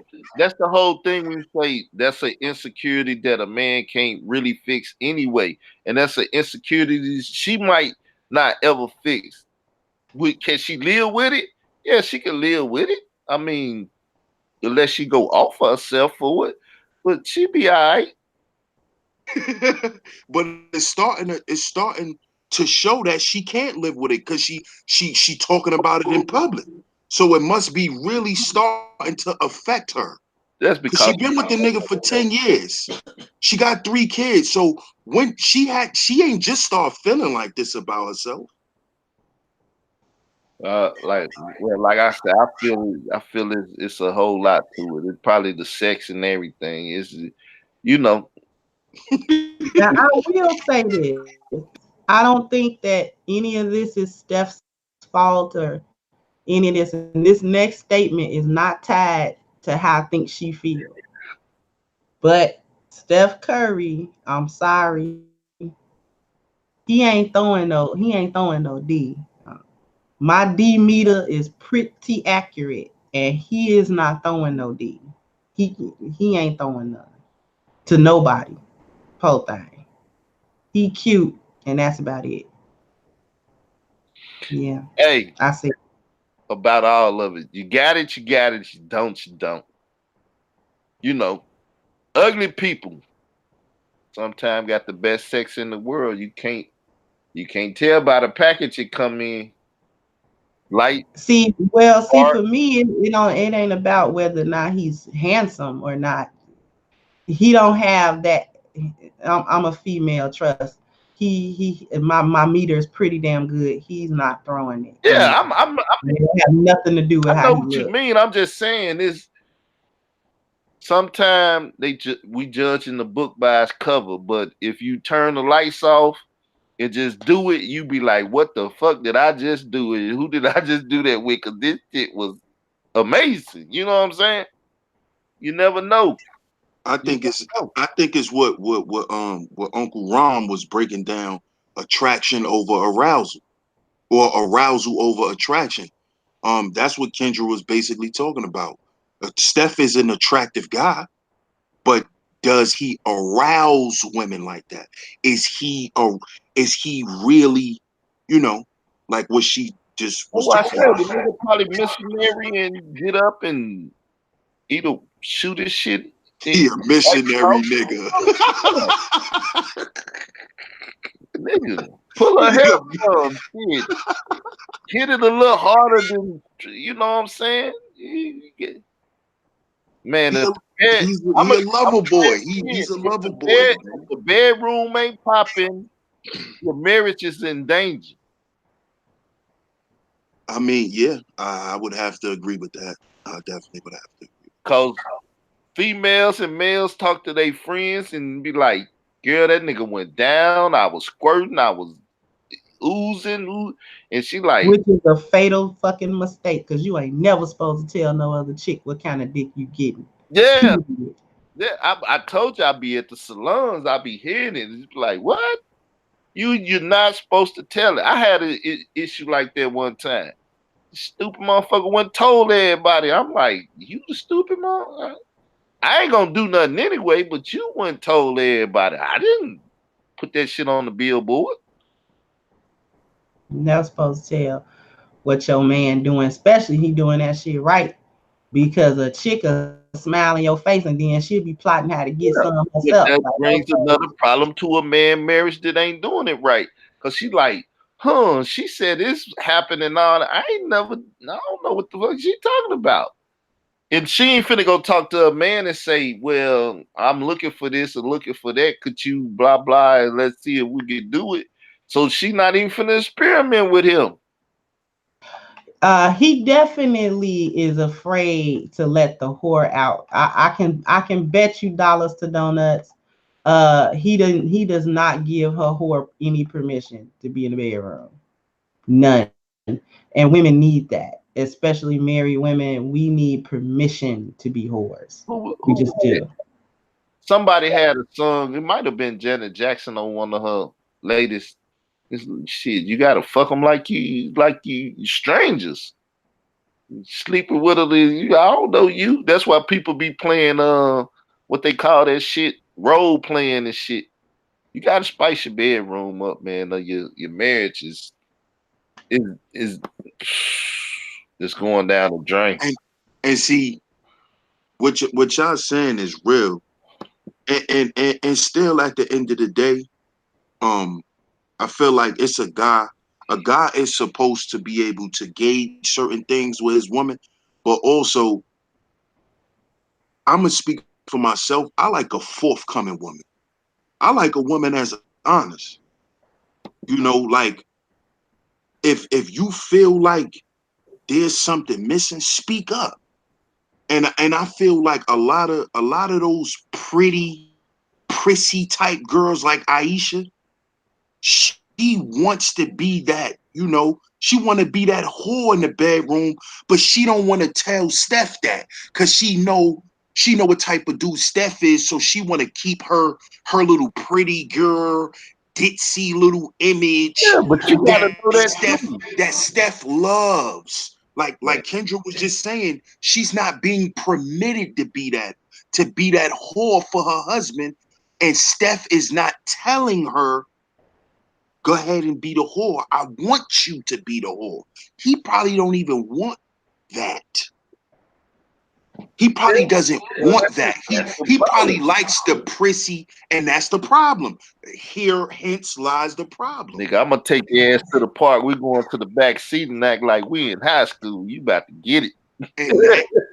And that type of shit, when a woman is bored sexually, could get a woman to creep off, man. It really can. I'm telling from experience, you have to be a certain kind of woman to be like, I didn't get whore permission, but I'm not about to dishonor myself by seeking it outside of my husband. Even if he don't give me permission, I'm not going to seek it outside of him. I didn't get my permissions either. I didn't get no permission slips. But I also wasn't like, let me go find another nigga that's gonna do the shit to me. You know what I'm saying? Because I just didn't want to find no other nigga at all. Yeah, but like, but most women will. Like the other sister said, she basically gave warning shots. Like, shit, nigga, they got money, they got property. Shit, we finna go fuck in the rain tonight. We finna go fuck on the balcony. We finna spice this shit up. Cause it's a problem. Well, that all goes back to what Kendra was saying about how Steph is not that kind of guy. Cause you know me, I'm the kind of guy, I ask a woman straight up, like my wife know, I ask her off the rip, tell me the most, I know some strag tales, basically. I want to know the nastiest shit you done. Tell me if you ever sucked dick on a roof. Like I want to know shit like that. I feel So you. because one day we might be on a little escapade or something. We might be on a little back road. I might want to back out or something. So I want to know if you're capable of joining the festivities. Yeah. So I want to know out the gate if Hey if man, if if I know this is how we gonna get down. You know what I'm I'm saying? coming And through the door like I feel like Steph ain't never crossed that territory with Aisha. shit. I'm He never even crossed that threshold. He never even attempted to ask her no crazy shit. And a I'm lot of guys don't, but I do. shit. I do too. I be like, you ever looked at it? Some women ain't never looked at themselves. They don't even know what they got down there. That's a fact. Okay, that's just 12 right there. How the hell Huh? you gonna look at you? I'm I for ain't real. You know, on it. a woman can take a mirror and go down there and look. She don't even know how her mouth and the lip. So she don't know she got beef curtains out of this world. Some women don't know. That her vagina look like an open bulldog mouth. Yeah. Come on. Right. She don't know that she need a sponsorship from Arby's. Some of them don't know. They never look. That's crazy. I don't even believe you cleaning yourself good enough if you ain't looked at it. That's a fact. Some women ain't never looked. And that's why it's dirty. Oh shit. Oh, That's why it's gross and See, nasty. this I done learned. Look, African American women, for as mothers back in the day, never taught their daughters certain things about sex. They not even birds and bees. They never told them about periods and stuff. A lot of young ladies went to school, started their menstrual cycle, and didn't know what the fuck was going on. nah, that's the truth. And I know there's a lot of girls that, don't know how to wipe themselves correctly. They wipe themselves backwards. So it's like culture. Yeah, It's that's culture. nasty. You gotta teach. You have to teach these things, and when mothers and fathers ain't teaching their sons and daughters what the reproductive system is all about and how to get the pleasure or whatever from it, then it becomes a problem because people are now totally ignorant about this stuff and they trying to, you know, do it. They trying to participate in it, and it's like you don't even know what to do. You I used to ask women, "How was your first time?" Because based up on if she was with somebody that knew what they was doing or a virgin like her, then it's like, and then some women did it for the first time and wasn't good, and they got pregnant because they didn't know or the person didn't know what was going on. So sex education is a strong thing. It's a real thing.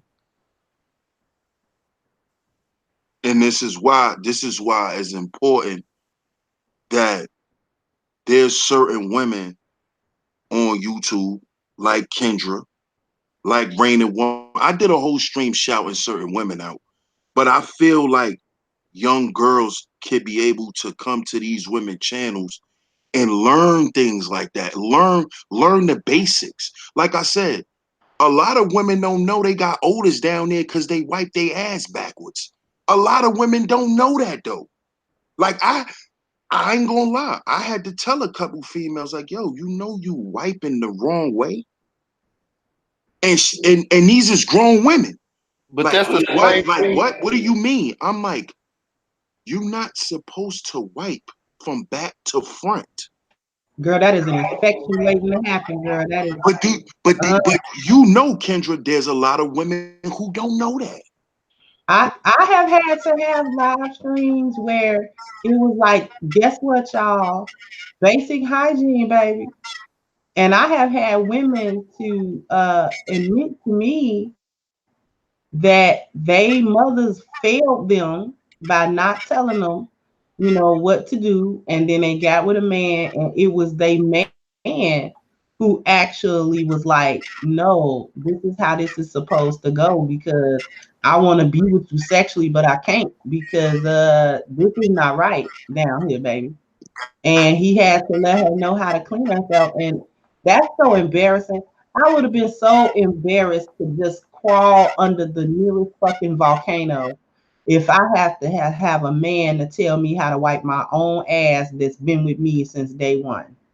Like I just, it's Yeah, sad. but these the That's sad. things you gotta teach. I mean, that's like my dad asked me one time about changing the oil, and I'm like, nigga, did you ever teach me about change? You supposed to know. How the fuck I supposed to know? Ain't nobody ever told me. I'm such and such age, and ain't nobody explained to me what the fuck and why you keep the oil in the car changed. And I just didn't. I wasn't born with this shit. You know what I'm saying? You have to explain it, and that's the problem. Men, they don't know the difference between circumcised and uncircumcised, and then the cleanliness you got to deal with when you uncircumcised with all that, you know, pee and stuff, you know, still stuck in between the skin and stuff. You got to pull that shit back and clean it. Ain't nobody telling young niggas that. That's why they walk around with stinking dicks and different stuff and wonder why the girl don't want to go down on them. That's a fact. That's a fact. You got that butter shit there. That butter shit. That butter scutter. I am Yeah, you got that done with scutter. y'all. I am so done with y'all. You got that scutter. Uh-huh. But it's the truth. I be Mhm. telling people, I say I got circumcised when I was 26. People be like, I was like, and you know what I found out? That sex is so much better without that covering over it. Because the man penis head is the most sensitive. And when it covers up, you go in and come back out, then it pull the head over. If you go back in and the woman's super wet, then the covering ain't gonna come off. So you ain't getting full sensitivity of the stroke now. I'm like, shit, nigga. If Nigga I was walking around with a natural condom. yeah, I'm like, shit, if I would have knew circumcision was this, I'd have got this shit done earlier. Cause shit, I got circumcised. It slows sex down. But I knew the difference because I did have some. I was like, oh shit, I should have been doing that all my younger years. But then nobody tell me. But yeah, y'all, it's getting late. I've been on for a while. I appreciate y'all tuning in. I'm not gonna hold y'all much longer, but I definitely appreciate y'all coming through. This is my Saturday night live. I do this every Saturday, where it's just a open panel, open discussion. The link will always be put out. Y'all could come back through next week. I appreciate y'all for tuning in. Shout out to everybody in the chat. Much love to y'all. And before I go, I just want to say this. Again, Kendra, I appreciate you for sharing your story earlier. It was very heartfelt, and I really felt your sincerity, and I appreciate you for talking about that. And it's very important because, like I said before, I did my woman's point of view stream on this whole Aisha Curry thing. I'm tired of hearing men speak on female shit Hmm. because all we can do is speak from a male's perspective. All we can do is speak from our experience from going through that shit. But it's a lot of guys on here that's acting like Hmm. they're the psychologists of women. Like Hmm. they are in your heads. Right. I don't like that shit, and I'm getting tired of it. And this is why I wanted to create some form of space where I just want to hear how y'all think about it. Right. Because I'm tired of niggas getting up here telling me what women think. Nigga, how you know? Last time I checked, you was a man. So y'all not really giving me y'all not giving me no real insight. What we're actually being fed is the opinions and the perspectives of men on what they went through with women. Mm-hmm. You know what I'm saying? I want to hear what they think from a woman's perspective Aisha Curry is going through. And what you shared today, Kendra, is exactly, exactly how a lot of, like you said, a lot of women feel like that. And I thought about that because sometimes, when me and my wife go through things and she may feel some type of way, and sometimes she cry. And I'll be like, what's wrong? Why you crying? And like, what's this? What are you crying for? I know we had a little disagreement or whatever, but why are you crying? And what you said, it touched me because I'm like, damn, maybe sometimes she feel, maybe sometimes she feel like, damn, I'm with this guy who I look up to so much that what can I do? What part can I play in all of this? Because this guy is so great to me. And that's some shit that men can't fathom. We can't fathom that type of shit. We can't give no synopsis or no analysis on that. That is strictly feminine. That is strictly feminine. You could get an inside just like you heard her tell you. That's where like me, I be around like elderly women, 60 and stuff and everything, because I go visit. Because I know people's at the house, they just sitting around watching TV and their children don't visit them and stuff. You learn stuff from talking to the opposite sex, dealing with different ages, the mature, the unmature, because then you can get a beat on the mindset.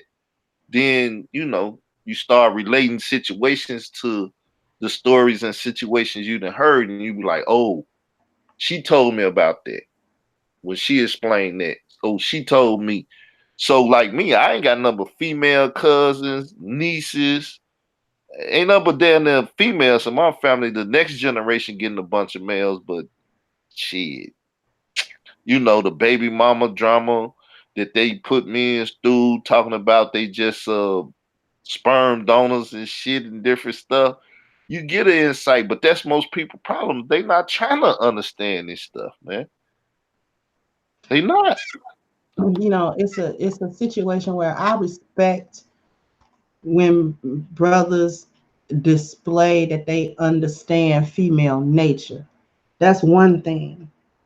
But they don't understand female experience because they're not women. So then therefore they can't tell us how we're experiencing stuff the same way. I understand male nature, but I'm not a dude. So I can't experience it. I can only understand what, to a degree, what his nature is, but I don't understand how that nature impacts him on the inside, his complete thought process, or his complete, you know what I'm saying, like how he's really moving internally. I can't do it because I'm not a man. So I can't dictate his experience when he go through different stuff, or when he's, thinking about how he gonna move in life or what decision he gonna make. I can't be like, I know exactly what he thinking, because that's a damn lie. Actually, no, I don't. You know what I'm saying? That's when you ask the question, and Yeah. that's how you should respond back. And I say relationships is all about taking your heart, putting it in the other person's hand.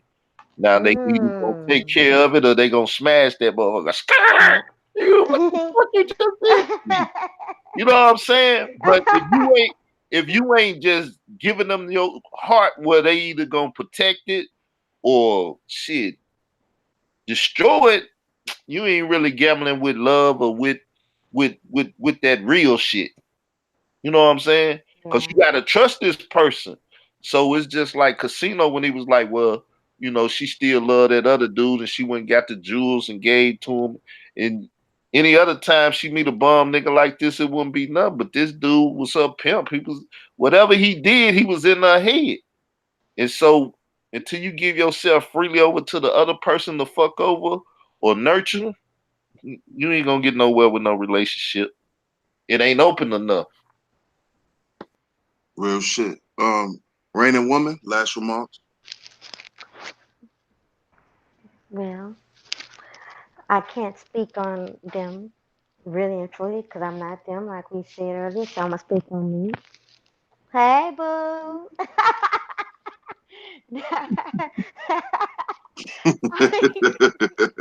I just had to come back and mess with y'all really quick with it. But nah, thanks again, for what you do, for what y'all do with the conversations and the relationships and the building. And so, like you say, heal before we build. Appreciate that. The grinder. All I can say that as always, keep up the good work, the spoken truth. I respect everybody on the panel. And all I'm just saying, yo, just keep on grinding for the positive for our community. And that's it. And I got company. Just can't. Ooh. And I got to be out. Peace to All everybody. right. Peace out. Don't be no missionary, nigga. None of that. She said she said I'm not the darkest for nothing. I got mad skills. I got to go. I got to go. All right, Bye. bro. All right. All right, y'all. Thanks for tuning in, everybody. I appreciate y'all. We be back next week. This is Sheep Stay Sleep TV. I'm your host, DS1 Ross. Remember, y'all, we gotta heal before we build. I appreciate y'all tonight. Y'all have a good one. Peace. Happy Mother's Day to all the mothers. Be back tomorrow. Good Peace. night. Peace. All right.